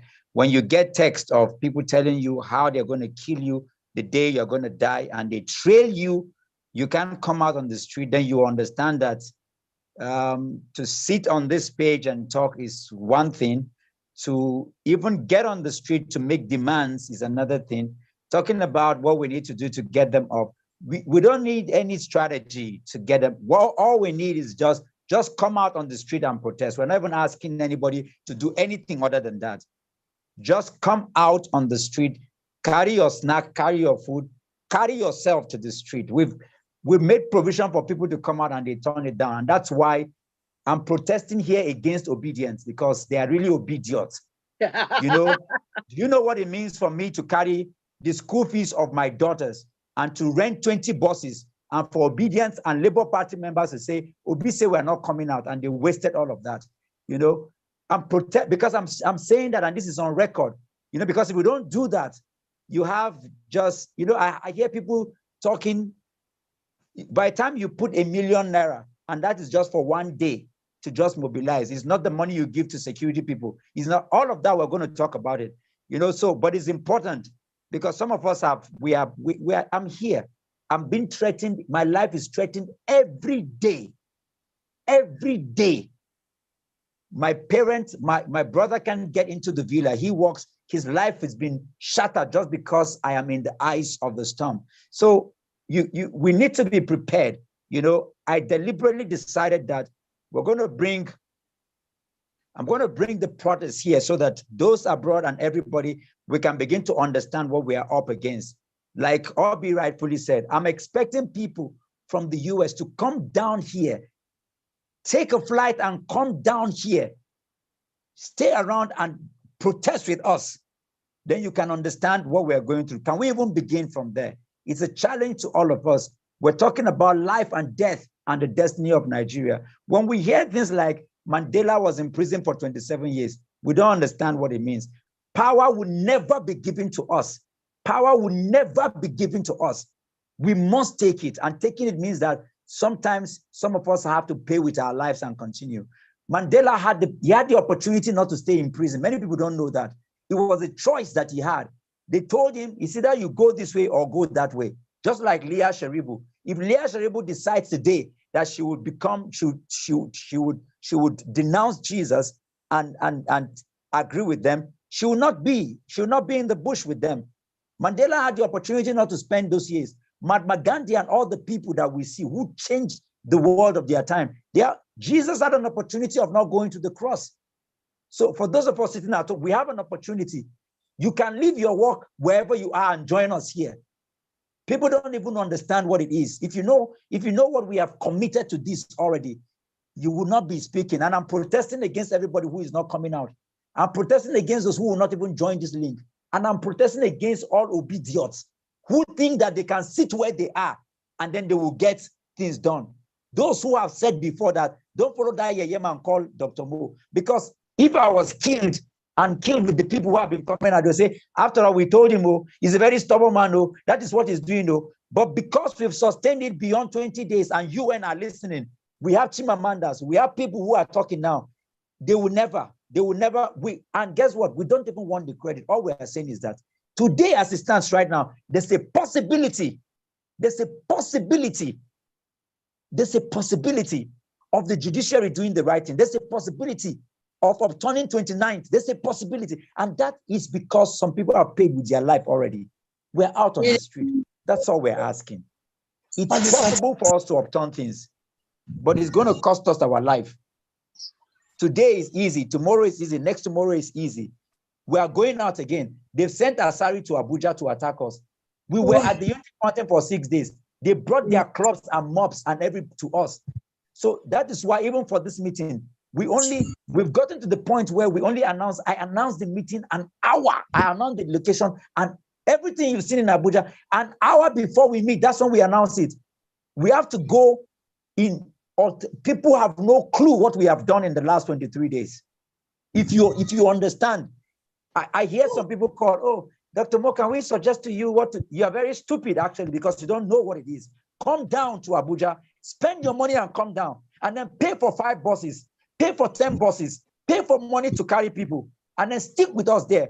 There are 4 trucks load of police that carry us every time. Do you know how much is being paid to them to help us? So I'm protesting against those of you who even have ideas. Sit in with your ideas and jump to Abuja, join us first, and then you can understand what we're up against. I have to hide even right now. I have to hide because I've been marked.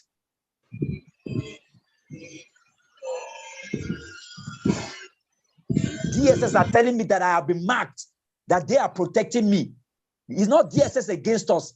They've paid people to chase us and kill us just because that is the power of protest. People don't understand.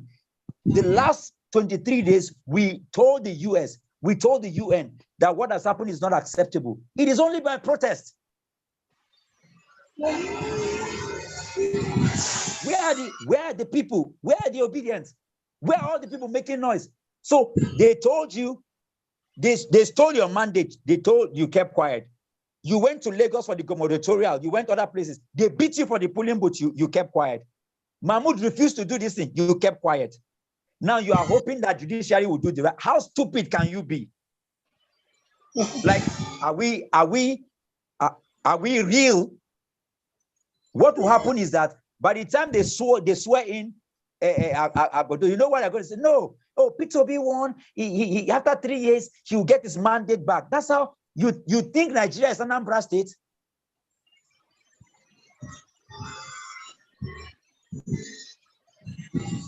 Let's just take, we have, who is there? Maybe Eunice, you can speak, other people, vent out your anger. Let's have, after Eunice, we have Comrade Austin, and then we have Vivian, and then we can go. For you, why are you making us feel so bad? This abuse where they abuse us like this, you know, good now. Pity us too. Maybe you go carry us come out so that people go know. No, we are coming. Okay, first of all of us are angry. The bad governance in Nigeria lasted 8 years, and we're all hoping, praying, and sacrificing everything to see that good governance comes to Nigeria this time, and then it was taken off our feet like in the most absurd ways. I mean, they rig in Nigeria all the time, but this one was the most absurd anybody has ever witnessed. And that is a very good reason to resist and do everything. You know, I'm a big fan of what you have been doing. Yeah, I would have, unfortunately, I left Nigeria the first day of the protest. If I had been in Nigeria that day, 100%, I would have been in the front lines with you guys. There's no way I would have sat in my house. Die now once. You know, everybody die twice. Once it's done, it's done. And then you'll be free from all the stress anyway. So nobody wants to die, but if that's what it ends up, then so be it. Nobody's going to live forever. At the same time, it's not everybody that has the level of faith, confidence, and ready to go, you know, mindset like some of us do. So we also have to cut some people some slack. And then let's not forget that Peter Obi has chosen to do the good boy level of, okay, let's just wait for the courts thing. And when people do call him, should we, he tells them don't. But you can't blame him, because the moment he says go out and protest, the moment he brings himself out to protest, it's not Atiku. They're going to pick him up and put him behind bars that he has committed treason or anything. So as we do the things we are doing, let's just focus on helping Nigeria. Let's not worry too much about what Peter Obi is telling obedience to do or not to do, but we can sensitize the obedience. In fact, I know that quite a lot of people in the diaspora right now are planning to come to Nigeria to protest. So this, your anger, they are hearing it, they are seeing it, and they are identifying with you that it is not okay for a lot of us to sit abroad and pretend that everything is all right, or just be sending money and there's nothing else. So quite a number are saying, okay, we have to join this, and we have to join it en masse. So I believe that in the next 2-3 weeks, we will see quite a heavy influx of diasporans into Nigeria to come and actually protest this experience that we all had. Most of them didn't come to vote.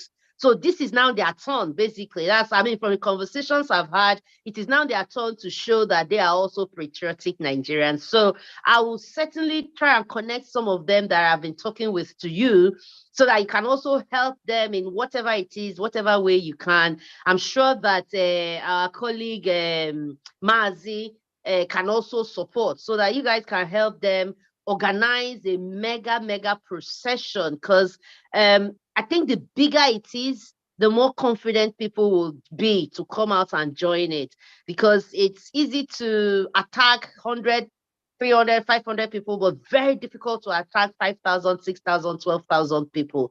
So I think we should be targeting to make the numbers a lot bigger.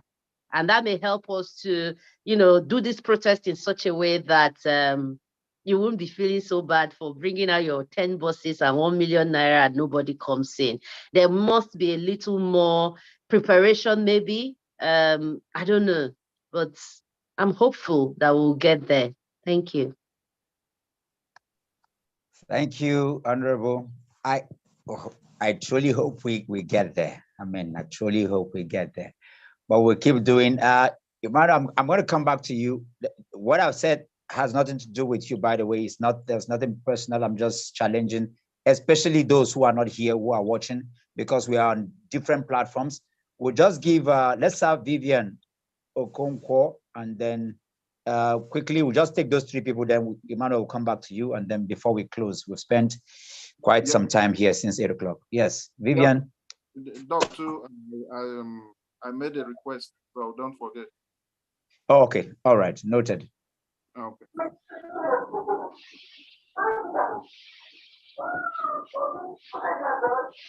Vivian, can you speak? Yes, I can. Please go ahead. Let's take 2 minutes. This is a protest, not the meeting. So let's go shoot straight.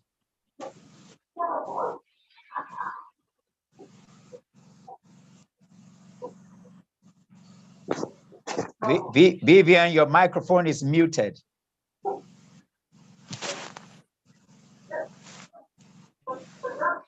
Vivian, you keep muting it again. Can I speak now? Yes, please go ahead. Okay, so I said I feel deprived, and that's why I'm protesting. Like I said, I've never voted since 1999. I have never. This is my first time. And I didn't just vote. I made sure I got my voter's card transferred to where I would vote. I did that for so many people. And I know I know how it was on the election day. And when the results came out, I felt deprived, and that's part of why I'm protesting. I'm calling on INEC to keep to their words. The 25% winning votes in FCT and FCT, and then the, what's it called now, working with the information on IREF. They should just do that, and they should just know that they're toiling with lives of millions of our youth, and for me, I'm going to take it to the extreme, like we say, all die and I die, and if we keep with our protests and they seem to turn deaf ears like they're all doing now, we need to take it a notch further. Like I said that on Twitter on one of the platforms. I was like, we have tech gurus. Nothing stops us from having, can you hear me, guys? Nothing stops us from having noiseless, what's it called, drones, bomber drones, honestly. We can just target them, and I believe you me, if that happens, if we have a bomb anywhere at any of their gatherings, you will see what will happen. Do you understand? Because these people value their lives so much. And we can't have this over like 2% of people toiling with our lives. No, now. I'm sure we have tech gurus, and I know that we can do a noiseless bomber drone. And once we drop that at any of their gatherings, believe you me, you'll see, we will take it off from there. That's all I have. Don't let her hear you. Well, we will do no such thing. What we're asking for is for us to come out. We'll come out and demand for what is right. What we are saying is clear. We will not do that. We will only protest. We'll hold them accountable. We'll speak to power. We will not allow them to shut us up, because protest is constitutional. All we need to do, like Eunice said, if you have, I think the largest something we had was just about 1,000 plus during this protest. We're asking, if you have 5,000 people come out in the city of Abuja, if you have 10,000 people, it will be different. But all I keep hearing, and I don't want to call the names, if I call names, then you will know that a lot of people like Wole Soyinka, their time is already up. Hey, Dr. Mo, be careful. Oh. Hey, you know your children need you. I said, shut up there. Is that what you told them 40 years ago? Is that what you did? Is that what you're doing? You know, and they come back, oh, thank you for encouraging us. So I'm saying that for those of us who are here, it's our time. I don't blame the people who are getting tired and frustrated. For many of them, it's just retirement package. They just want to live the next 20, something years of their life and go. But we are here to build the next generation. We are here. If you believe in the person you vote for and you believe that is the right person, and I'm speaking strategically now, the more he's saying, don't come out, he's passing a message to you. How else do you want to get it? I mean, they said you should be wiser in your generation. How more can I say it? Fela said, who killed the Legiwa? Na Baba. If you put Gida, na you sabi. Why can't we learn? The more he's saying this, he's talking to you, but you are not listening. This is the point. And I can't be more clearer than this. Anyway, who do we have there? Anelika, are you ready to speak now? Yeah, Mo, my hands have been up for over 2 hours. Okay, I'm sorry. Go ahead. Go ahead. No problem. Sorry. Thank you, Dr. Mo. Yeah. Thank you, everyone in the house. Anelika, just hold on. Just give me 2 minutes. Let's just take him and then we take you. So sorry. It's all right. Okay. Okay. Thank you, guys. For want of time, I will make it as brief as I can. By default, election is an interface upon which democratic system is entrenched. But what we had on the 25th of February 2023 was a mockery on our collective intelligence as a people. As far as I'm concerned, we never had an election. What we had was a game plan concocted by INEC and fooled us and made us believe that there was going to be an election. And they handpicked those, particularly the presidential election. They handpicked the person whom they want to be their own president, and not our president. On this note, I'm registering my protest by saying, INEC, on you, on your generation, for the shame, for the pain, for the mockery that you have caused on us as a people. We are part of this protest. We will not give up. Possibly, just have to keep mounting the pressure.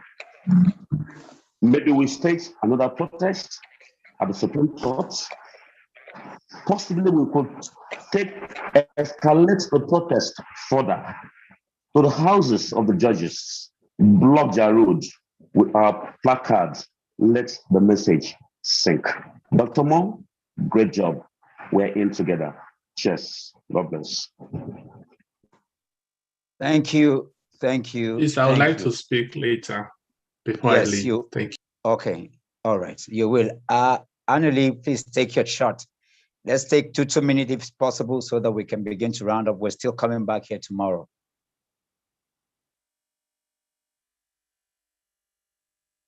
Anuli, are you there?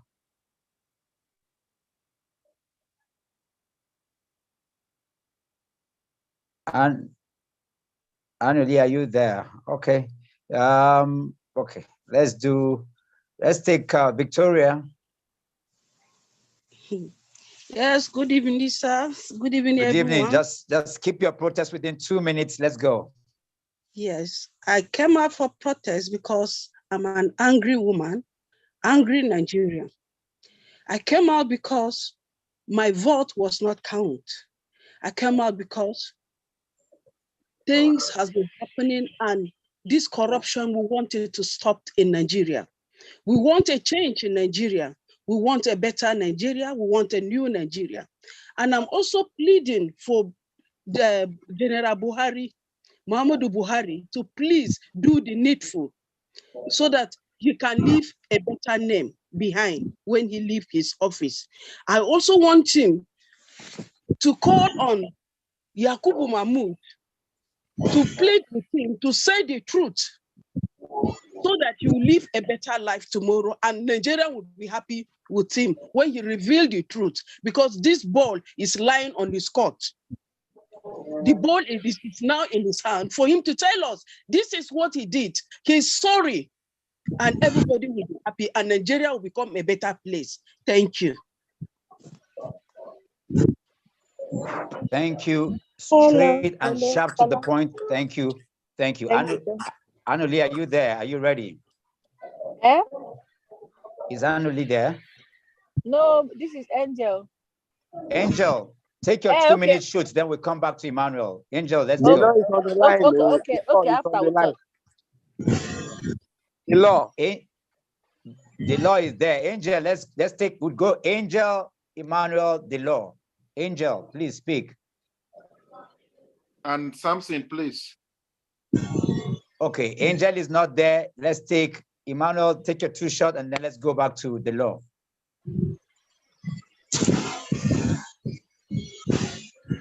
Emmanuel, your microphone is muted. Right, I just wanted to make quick apologies that I joined halfway, so I didn't know that this Zoom gathering is just about protest and not just a meeting. I just mixed that up. I thought it was a meeting where we could gather ideas together to see how we can push this forward. I wasn't aware that it's just a protest, so I'm sorry about that.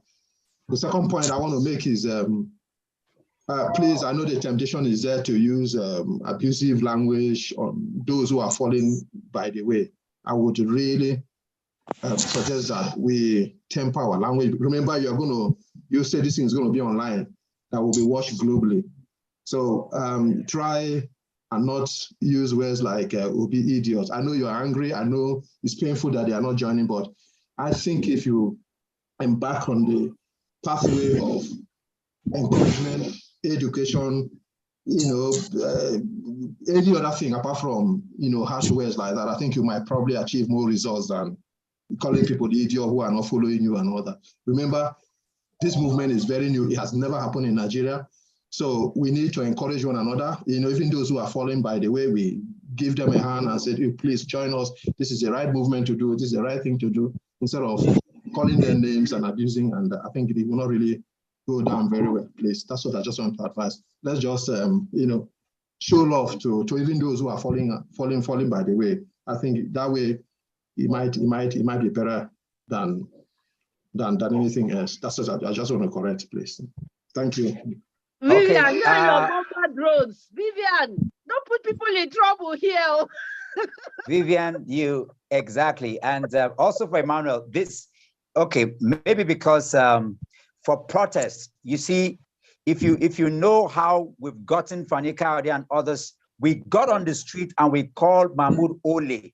You see, so protest is not a place to encourage. We're going to have meetings where we're going to have you speak. I need you to know I'm a co-founder of Amumu Don't Do. What we do in protest is not, we don't smile when we come out to protest. Okay, so in the language used for protest is allowed. And I'm telling you, I've been actively an activist in Nigeria for the last 20 years.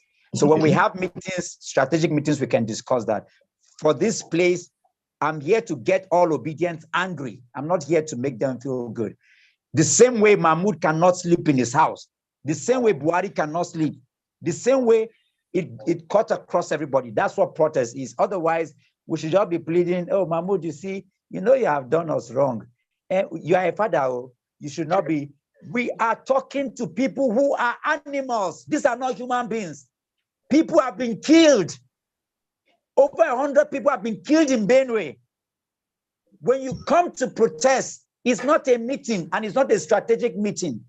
You will contain yourself not to go outside the law, but you must hold people accountable.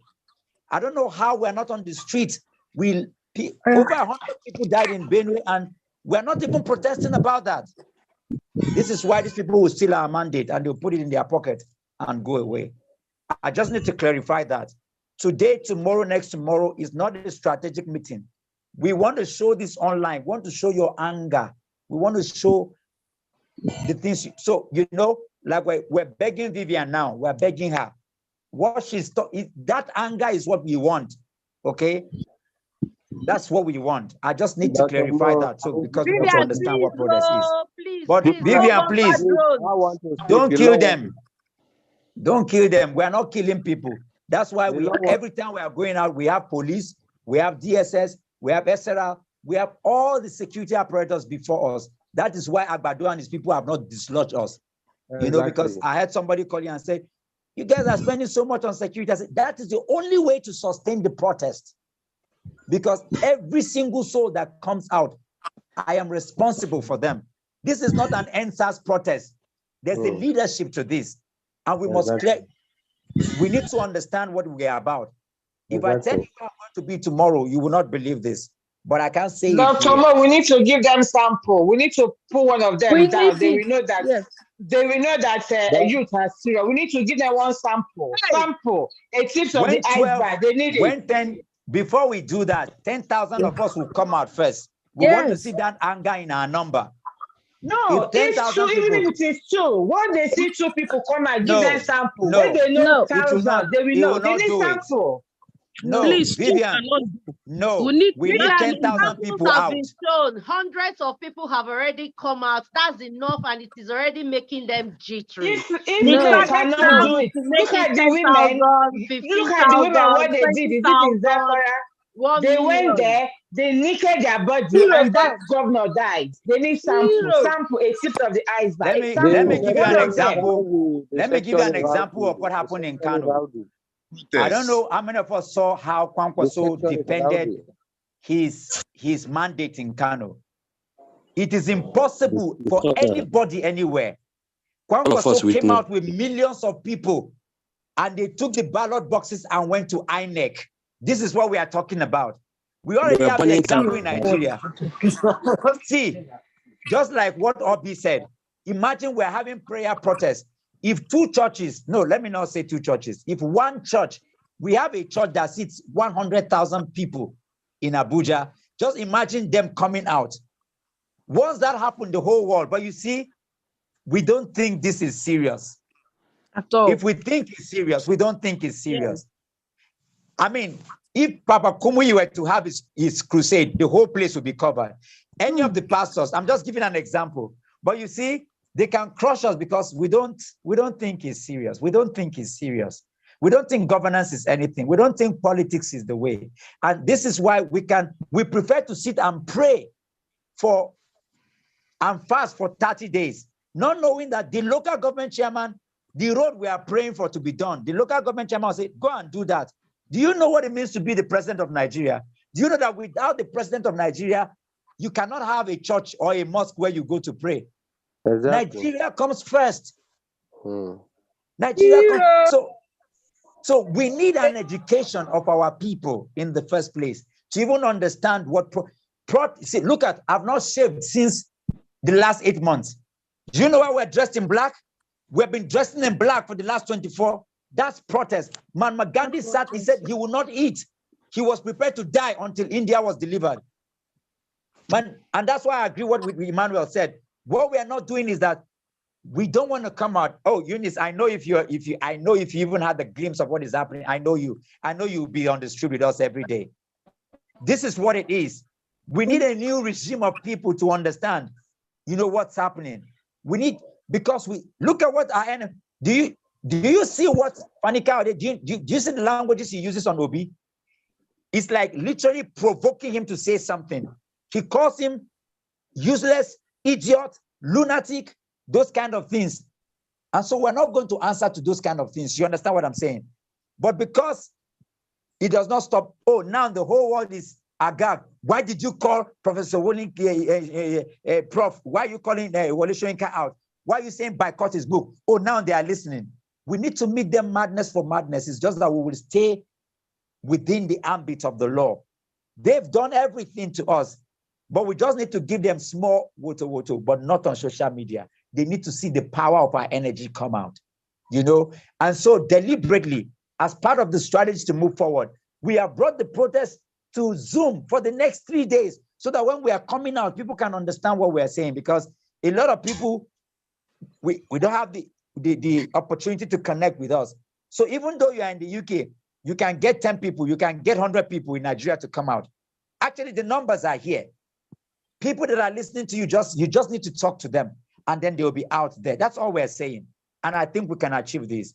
I believe tonight we've spent quality time, we've talked, we've done an upgrade. We've reported also to you what we have done. We've been to INEC a couple of times. We've been to the United Nations. And guess what?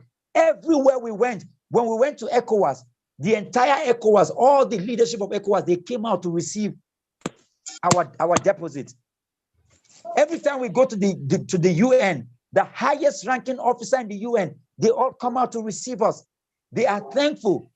Some of them said to us in the American embassy that this is the first time they are knowing that Nigerians are angry, that they thought that we have accepted the result the way it is. This is what they are saying to us. And so we need to understand the importance of what we are doing. Actually, they are very jittery. And let me tell you, for those who are afraid, the moment we begin to run, it's the technology of fear. It is like the dog. You know, when the dog barks at you, the moment you run, it will come after you. If I run out of the country, if I try to run, guess what will happen? They'll follow me, they'll catch me, and they'll start catching other people. That's the way the dogs work. That's the technology of fear. But the fact that we came out day 1, we came out day 2, we came out day 3, day 14. After we did day 6, guess what? They mobilized 5,000 people to occupy the Unity Fountain. And they've been there since then. So what we had to do, it tells you that we are winning, we are working. If just 1,500 of us is causing that, what do you think will happen if 5,000 of us come out? What do you think will happen if 10,000 come out in Abuja? I'm telling you, they will run out. They will go to France. They won't return back. I know that. They won't return. And guess what? The people they are attacking up there, they will stop attacking them. But we need to come out. We can't do this by Zoom. We can't do this by, we have to do this the same way, you know, you can't vote by Zoom. You have to do this. We have to be there. There are just 2 more people who haven't spoken so that we can go. Who is there? Light talk. Me, Angel. The law is on the line now. Angel. Hold on. Hello. Angel, before you Do I speak. have the floor? Okay. Do I have the floor? Who is that? The law, please. The law, please go ahead. Let's have the law. Angel, hold on with the law. My able Dr. Mu. Yes, sir. I'm proud of you. In fact, we are proud of you. The whole Nigeria youth, we are proud of you. For the way you have done to this nation to be free and fair. For we to have the right in our nation. Dr. Mu, I stay in Nasarawa State, Massacre precisely. Before this election came in, I read about Peter Obi. I go through the platform of Peter Obi.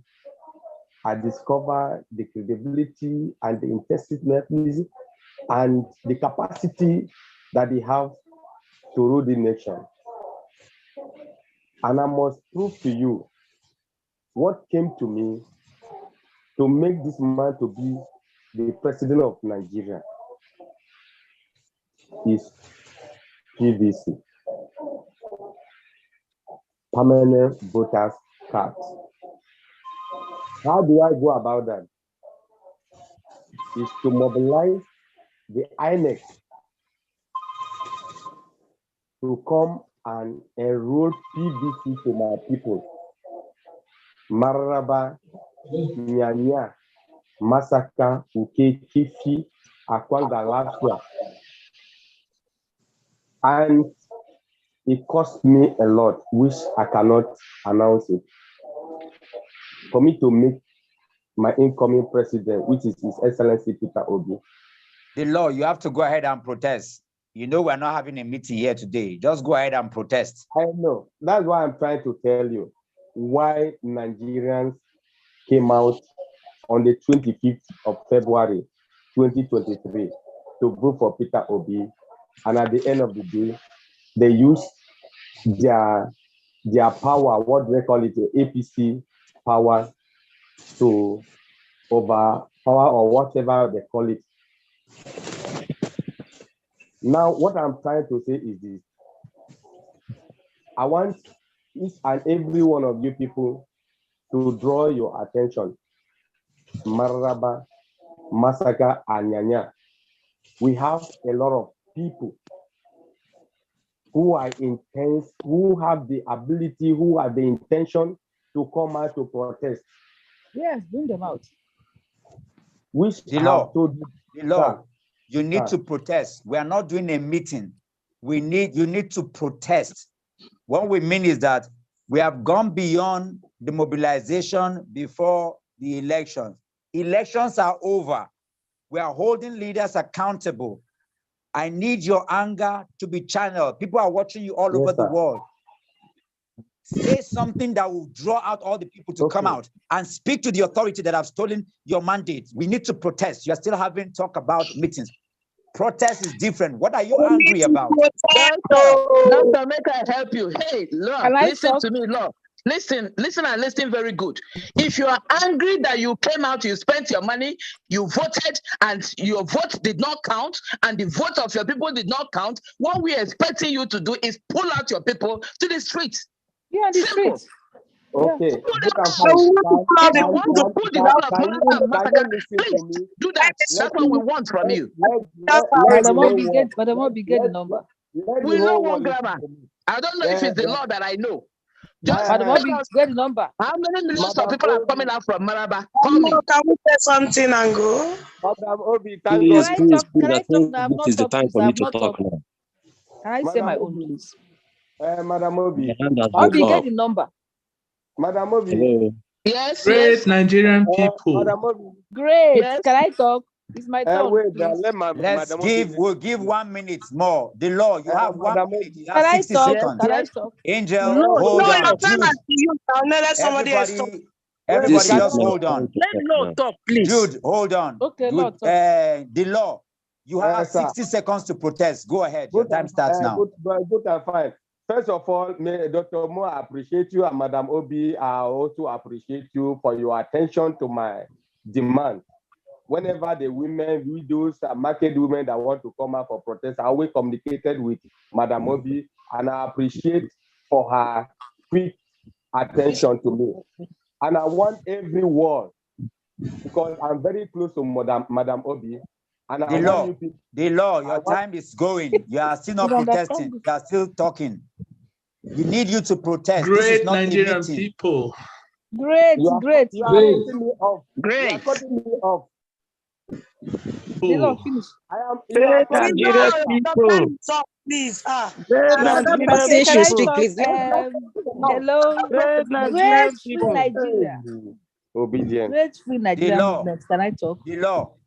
You are going to come back. I'll give you a minute after Angel. Angel, you have 60 seconds. Go ahead and protest. What about me? Hello. Can I talk? Okay, hello. Just hold on. Hello. Angel, you have the mic. Go ahead. Good evening, everyone. Just go ahead and protest. Don't greet people. We are angry. Go ahead and protest. I am angry already now. That's why I want to shout. Why are you greeting us? No, what I'm saying. Hello. What I'm just saying is that, let me say, like I said earlier on, and as I say every day, this country did not start all this news and all this wickedness, all this corruption, all these things today. It has been long since I was born and grew as a mature person. I saw things going wrong in the country. But we cannot continue like that. We cannot continue like that, being as that things has come, and this is a time God has brought out that there must be a change, and through the youth. That is important thing. So we talk about, and I'm not scared of coming out. There was a comment you made, Dr. Mo. He said anybody that doesn't want to die should not come out. And that is true. We must do a drastic thing to achieve a change and a drastic change. That is true. If you remain in the same thing, talking every day, scouting on the internet and telling this and this, let me tell you the truth. If it is my mind, I don't care what will happen. I will even bring the youth, small children on the street, because they are the one that felt. I remember a boy of 19 years that died because of an election. It was just trauma. It was passion. Understand me? P2B is not God. But people when they are saying there will be a change in Nigeria, because those children have seen that they can't go anywhere. They watch the rich men children, the same circle of people living the same life, being big. In fact, they serve them, and they are intelligent. They are all useless, even in their own mama house. They are not even as if they are profit. They are just a part of the country. This boy has to kill himself, and nobody care about it, as if it's a rat that died. A woman died. Somebody, they born the person, and if it is their own children, would not allow that? And we kept quiet here, going on the internet talking. Well, if it late for us to bring out young boys, even 13 years, even 10 years, all of them will be on the street. We are talking about if we are 100 or we are 30, we are okay. We are nothing. We are just nothing. Because if we say if we are such number, let me tell you the truth, they will think we are playing. But when people come, they will see the heart of everybody, because people they have bitter hearts, but they are not coming out. That is the major thing. Nobody is coming out. So the most important thing now, the most important is that everybody must come out. If President Buhari, I know, is still there and is there, I'm telling you the truth, he cannot keep quiet. Why children are crying for their parents when they need something because of what? They are in pain. And the parents will now turn and say, okay, let me do this thing like this. By right, they're not supposed to allow Mahmoud to go for another election, even that Lagos State something. They're not supposed to allow him to go. People are complaining and he is in court. What are we teaching our youth and our children for the future of this country? Can we remain like this, selecting people? Only a group will be going around until they grow old and die in misery. Give us another chance, please. So all these things, please, can I just talk? I beg. So all these things, it is just let everybody come out on the street, because we have taken enough. You know, it paid me when we are on the internet to be talking about, hey, they do this. Some people say, you should go. P2B say we should not do. P2B say, I'm not doing for P2B. I am doing for my pain, understand me? I can feed myself. I can travel out. I can do anything I want. But the most important thing now is that all of us should be on the street or support what is going on. If you know you are really love Nigeria, we can't just be there, save our family, save our children. Listen, I have my only child. All of us go to the street every day. Understand me? I don't care how they see my car or how they see anything. It doesn't mean I cannot eat. It doesn't mean I'm not living in a good house. But the most important is that I am feeling pain for what is going on in this country. Please, understand me? And because we are not, that's why people are not responding. Please, we need to do the right thing. Dr. Mary, can you just hold it? Understand me? Look at what happened in Lagos State. They carried their juju and their juju. When the thing just hit them, 1 minute is over now. Let somebody talk. They carried juju on the street. So let us just do the right thing, please. Madam, you don't do. No, please, I don't want it. No. Listen. I don't like it, though. I beg you. This is what we're talking about. I don't like it, please. You have your time, and I cannot come inside you. No, I don't like it. I don't want embarrassment. I beg. Please, just leave Angel. You guys leave her. She's protesting. She's protesting. I don't like it. Please don't insult me. Allow me to Angel is protesting. Yes. Nonsense. And I support her. No. I don't like it. You start telling me it's okay. So it's your business. If you want to talk, speak your mind. I'm not interested about it. Understand me? No. Leave me alone, please. Leave me alone. Can you stop argument and do your protest, you have please? What is telling you me to listen. I don't eat if you don't know. There was a day I stayed a day. I did not eat in this house because of what is going. I was in pain. I'm an emotional person. If you don't know, so have your own mindset and say your mind, and don't interrupt anybody. I'm not anybody's mate or caliber. I don't like it. Please, let's just give me my time. I talk. Good Nigeria people. Good night. See you tomorrow. Good night. This meeting is over. Yes, before as we go, you know what I love about it? I love the way this meeting is ending, and I want to thank Angel. This is what the protest is, the anger we want to see. We're not here to have a good meeting. You see, if we end now, it is beautiful. Because Nigeria is Jaga is not fine. We cannot come here to protest and think that we will just have a good meeting. Angel, you did beautifully well. You know, even when they try to stop you, you ensure, because you were protesting and doing the right thing. They have not been on the street. You have been on the street for 23 days with your child. So they cannot feel your pain. They won't understand where you are coming from. Yes, when you protest, it is called civil disobedience. You go beyond the time limit you are given when you are doing the right thing. So I support you 100%. Is Dr. Mary gone? If she has gone, I'm here. I'm okay. here. Great Nigerian people. Justice, hold on. Nigerian people. Justice, hold on. And I want you guys to listen. I'm not going to take your time. I want us to know that we have to so arise listen, against this Dr. government. Mary, can you listen? There is a moderator to this. Okay. I am here. You called me. To speak. So hold on. You are going to speak now. What I'm saying is that I love the way Angel went about it. She did our protest, and that was beautiful. And I like the anger. It's all part of it. Some of you don't understand. This is not a meeting. This is a protest. So, Mary, Dr. Mary, go ahead and shoot. We're listening. Okay. Thank you very much. Great Nigerian people. I want us to know that Jude, can you hold on? Just listen. We are listening to you. Listen to Dr. Mary. She has the floor. Please, I'm not going to take our time. I want us to understand these few things about this government and the reason why we need to come out. We need to come out because this is the first time. This is not a rigging that is new. They've been doing it, but we've never had the technology to reveal it. This is a pivotal time in our history. And as such, we have to take this adaptive challenge and bring a leadership that has adapted itself to this century, to the millennium, which is the leadership of Peter Obi.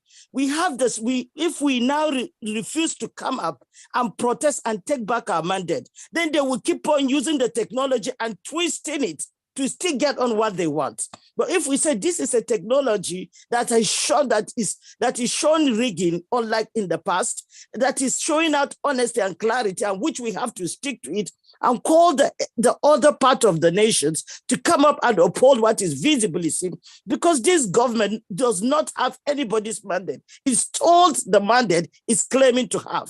And secondly, if you are saying that this government has anything new, you should listen to Tinubu. When he was campaigning, he said he had nothing new. He's supporting what Buhari has been going on.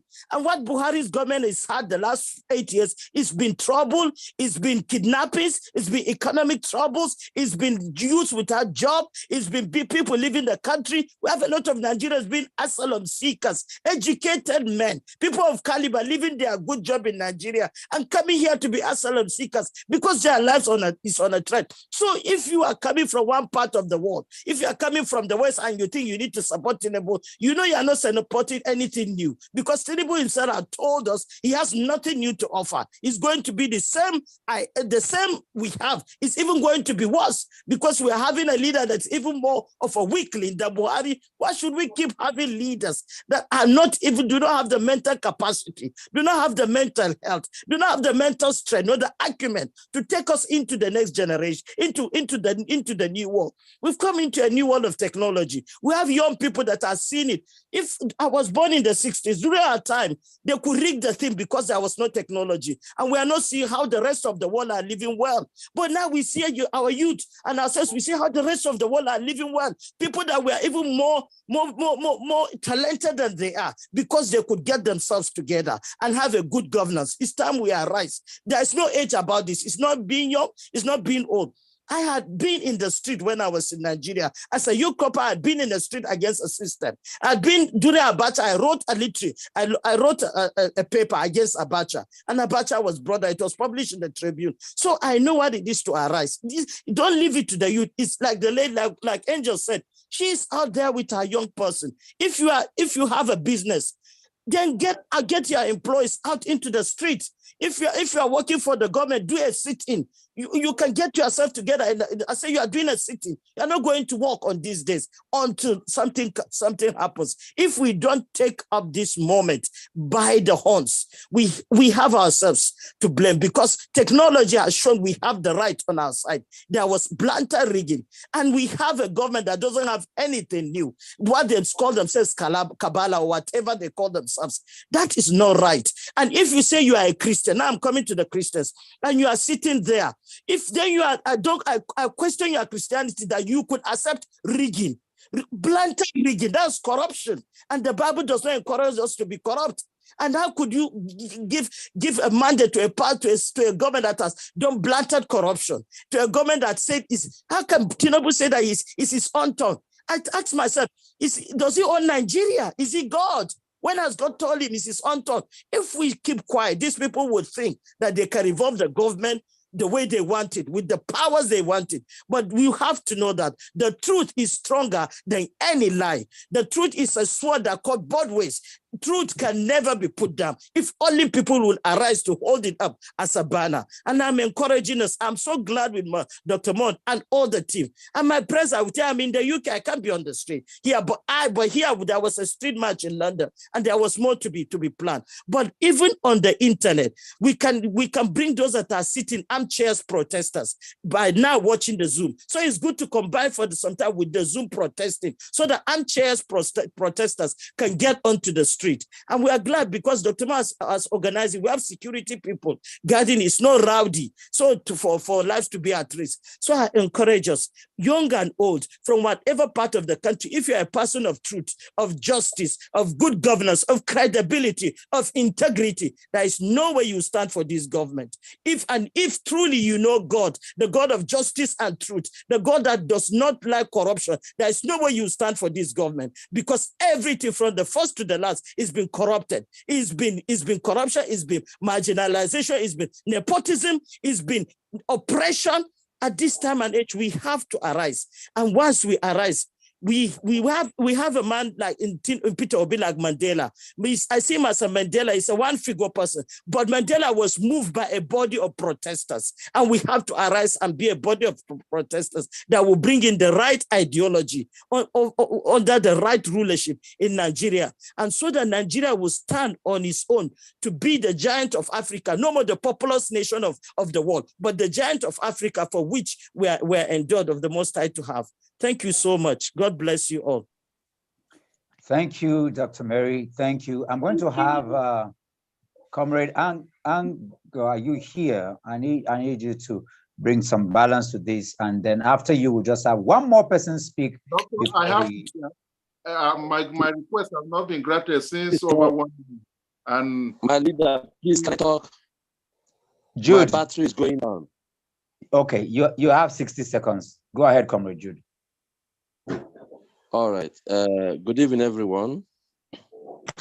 I want to sincerely thank everyone in the house, but especially let me thank our leader, Dr. Mo. You need to go ahead and protest.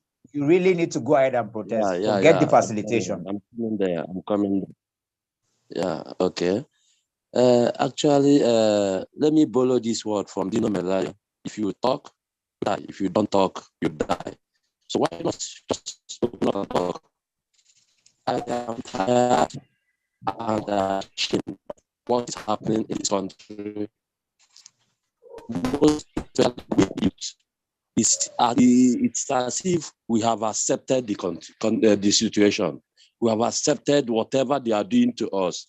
They are oppressing us. They are doing everything they are doing to us. And we ourselves, we are doing it also to ourselves. We are not showing them that these things they are doing, that enough is enough. And we are accepting it, being depressing ourselves. I want to call on all the youths. I want to call on all well-meaning Nigerians to be on the street with us.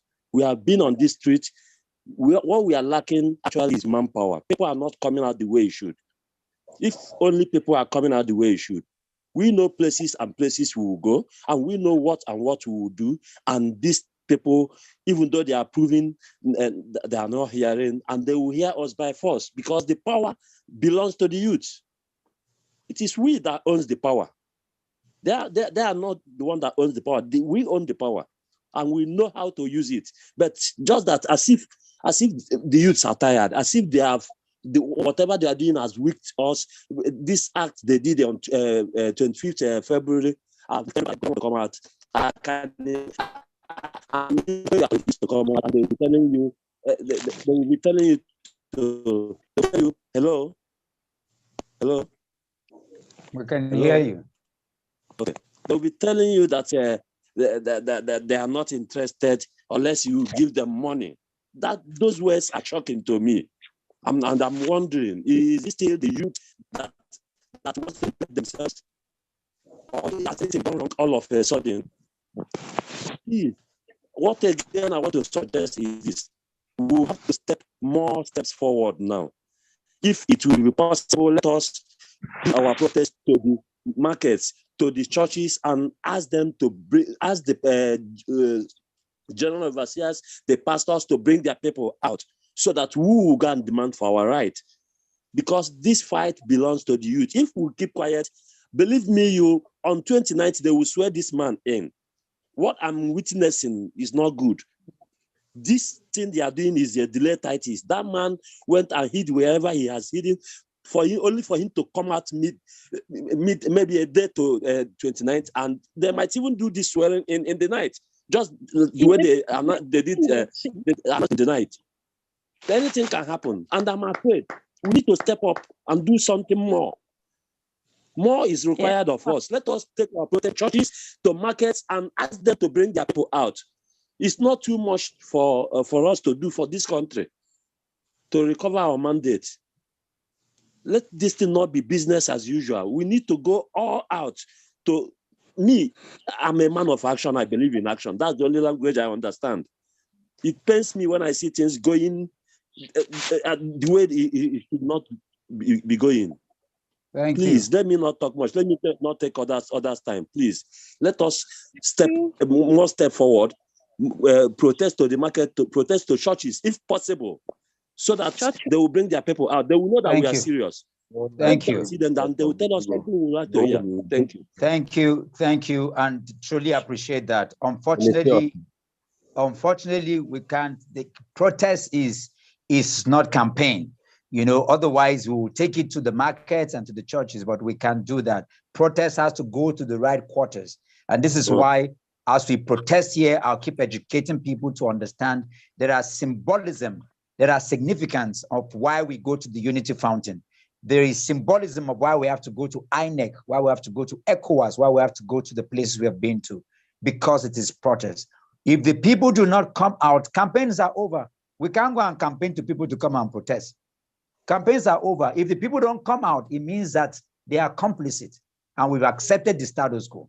But we'll keep protesting for them to understand. That's the difference between pre-election and post-election. It's a difference between campaign and protest. Activism is not, and this is why I keep repeating, while I understand our protests and all of that, this is non-religious, apolitical. It is about good governance. It's about Nigeria. It's not about any individual. It is about holding leaders accountable, holding institutions accountable to do what is right. We'll take 2 more people and then we'll close today, because we'll be back here again 8 o'clock tomorrow. We want to see how many people have listened to this. This has been aired on about 10 different platforms as we speak. So when we come back, we need to keep shooting straight to the people, speak to the narrative directly, because the whole world is watching. I know that I still have a few hands, but I will not be able to do that. Comrade Ango, are you here?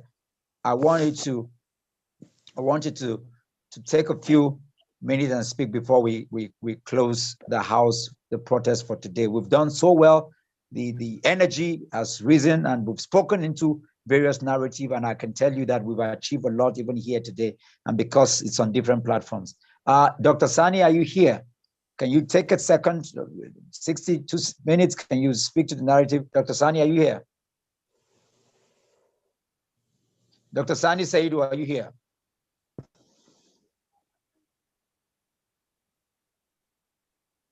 Dr. Sani Saidu, are you there?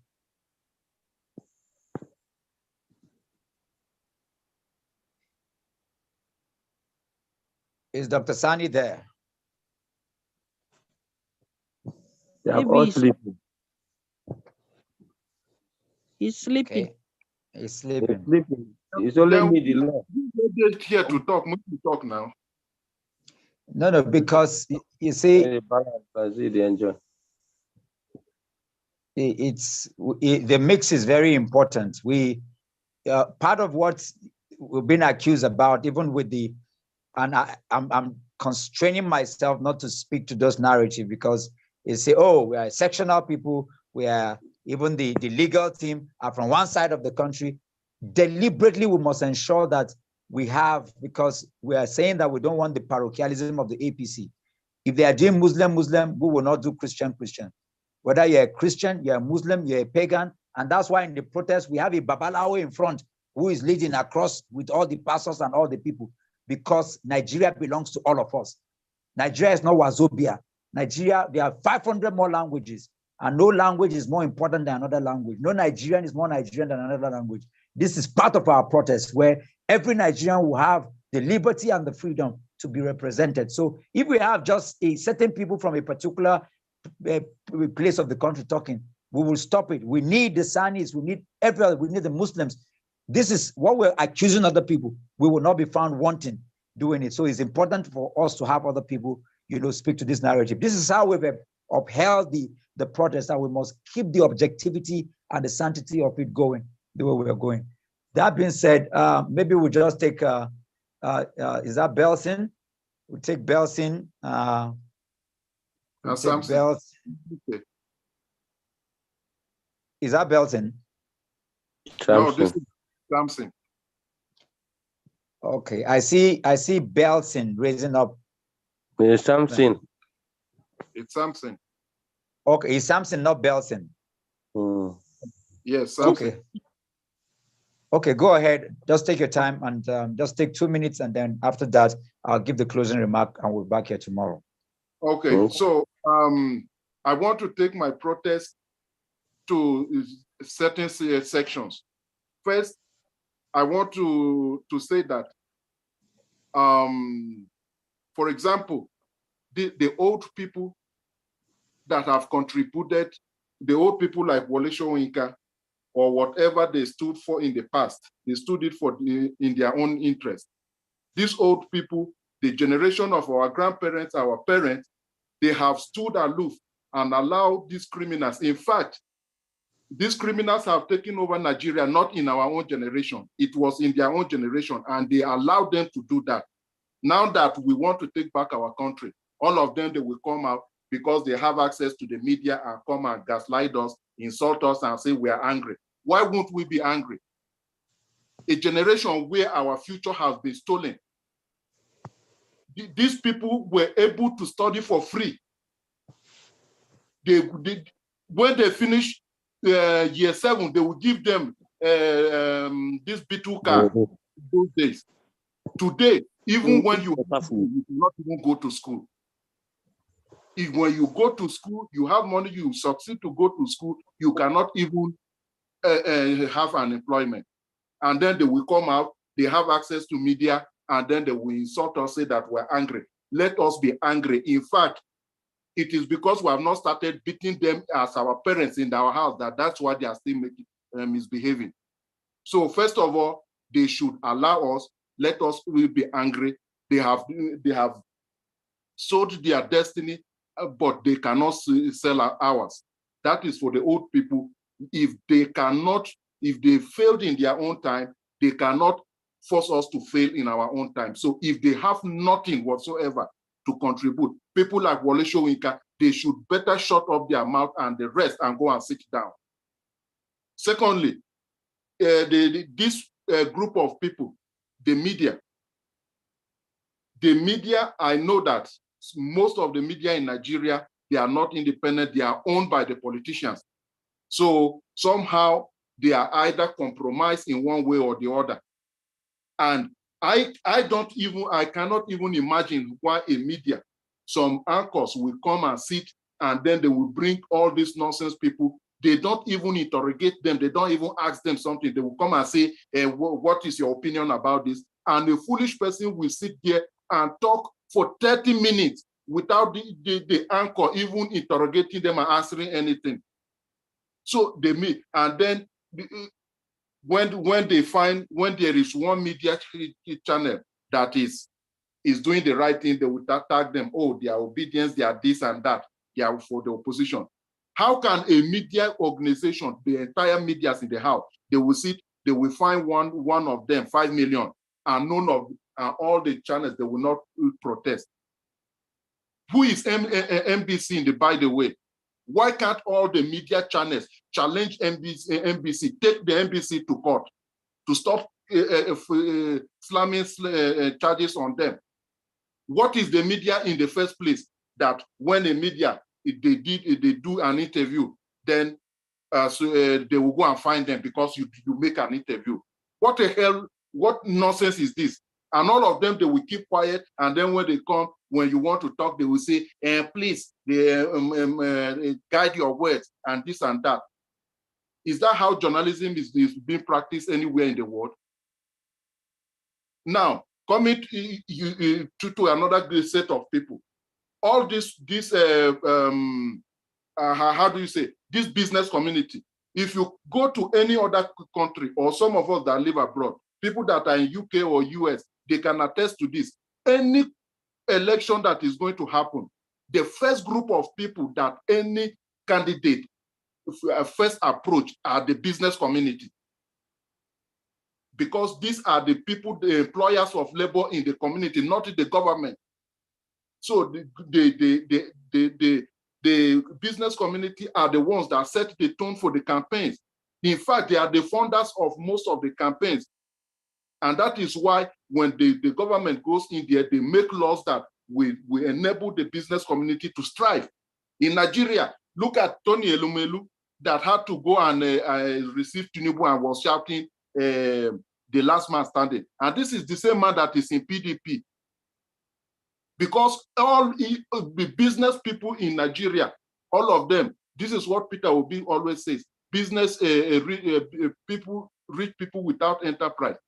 Most of the businesses in Nigeria, all these are billionaires, all of them, they are beneficiaries of the corrupt system, especially those of them in the oil sector, which is the center of corruption in Nigeria.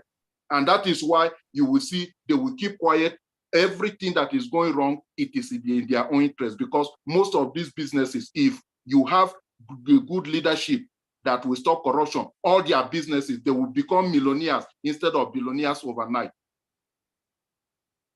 And then we have to come to the judges. These judges have to, I know that they don't have consciences, but we must make them that conscience will come back. First of all, they will sit and cry that, oh, we are not, the judiciary is not free, that this and that. Every person will be saying that the judiciary is not free. How can the judiciary is free when you are the one giving legality to illegal things? Somebody steal election, they come to the court. You have the right now. Samson, you know, it's the second time you're speaking, so I have to cut you. You've said so much. Okay, maybe we'll take it from there tomorrow. Thank you so much. Tomorrow is another day. You've addressed a lot of issues here today, and that's very powerful. At this juncture, I'd like to thank everyone that came out for this protest. Like I said, by the time we get back on the street, we're going to have strategic meetings that we'll organize like this, where we're going to have ideas and other things. But in the next 3 days, today, tomorrow, and next tomorrow, it's an online protest. Tomorrow, we're going to keep it within 1 hour.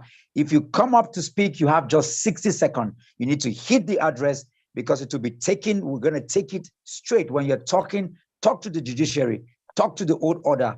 If you need to address certain individuals, address them straight, because we need to begin to name, call, and shame certain people. The ideology that we're pushing with that, we're saying that if Usman killed Chinedu, don't say Fulani killed Igbo. It is Usman. Usman is a person. Don't label an entire tribe, and don't label, you understand? So certain individuals have to be named and shamed, you know, and that is what we're going to do. That's directing the protest, the energy rightly to where it's supposed to be. And that's why we got on the street, we sing Ole to the person, not as though INEC itself is corrupt, but Mahmoud and all the people, because we still have critical people, just like the police. We can't condemn our entire police because some people have collected bribes and are doing the wrong thing. We will call them, we will name them, and we will shame them. This is going to continue tomorrow by 8:00 p.m. when you return back home. Share it wide. We're going to re-energize it. It's going to be on different platforms. Let's come here again. Do not be tired. Do not be tired. Come back, rearrange yourself. The same thing. Talk it better, address other issues, get the anger there until they hear us. What we're doing is not small. They are afraid of just even this meeting we're having. And I need to know it's the power of consistency, stickability, and speaking to the narrative of the issues. They understand it. And but as we keep doing it, we'll keep winning the war. This is how we will overcome. This is how we will win. This is how we'll break party affiliations, tribal affiliations, the sentiment of regional affiliations to build one strong, united Nigeria that will fight corruption, fight the old order, and establish a new Nigeria upon which whoever it is that we want as a candidate can sit upon it and lead us to the promised land. That being said, again, thank you, everyone, especially those in the UK, in the US. We have brought you up to speed on what we have done in the last, today makes it 24th day. What we've done here today will be reported tomorrow at the papers, at the dailies. Some of the submissions you've made here today will be captured. You're going to hear that Comrade so person made this remark at the protest we had. And today, this is something complete. This is a revolution that is happening. Let's have more people coming tomorrow by 8 o'clock on the dot, 60 minutes to each speaker, and let's address and protest and take it where it needs to be. God bless you and have a good night wherever you are. God bless you, Nigerians. God bless you, my brother.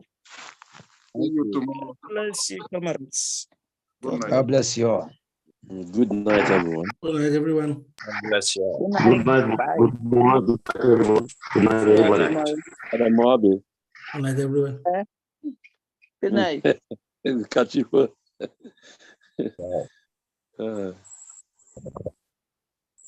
Good night.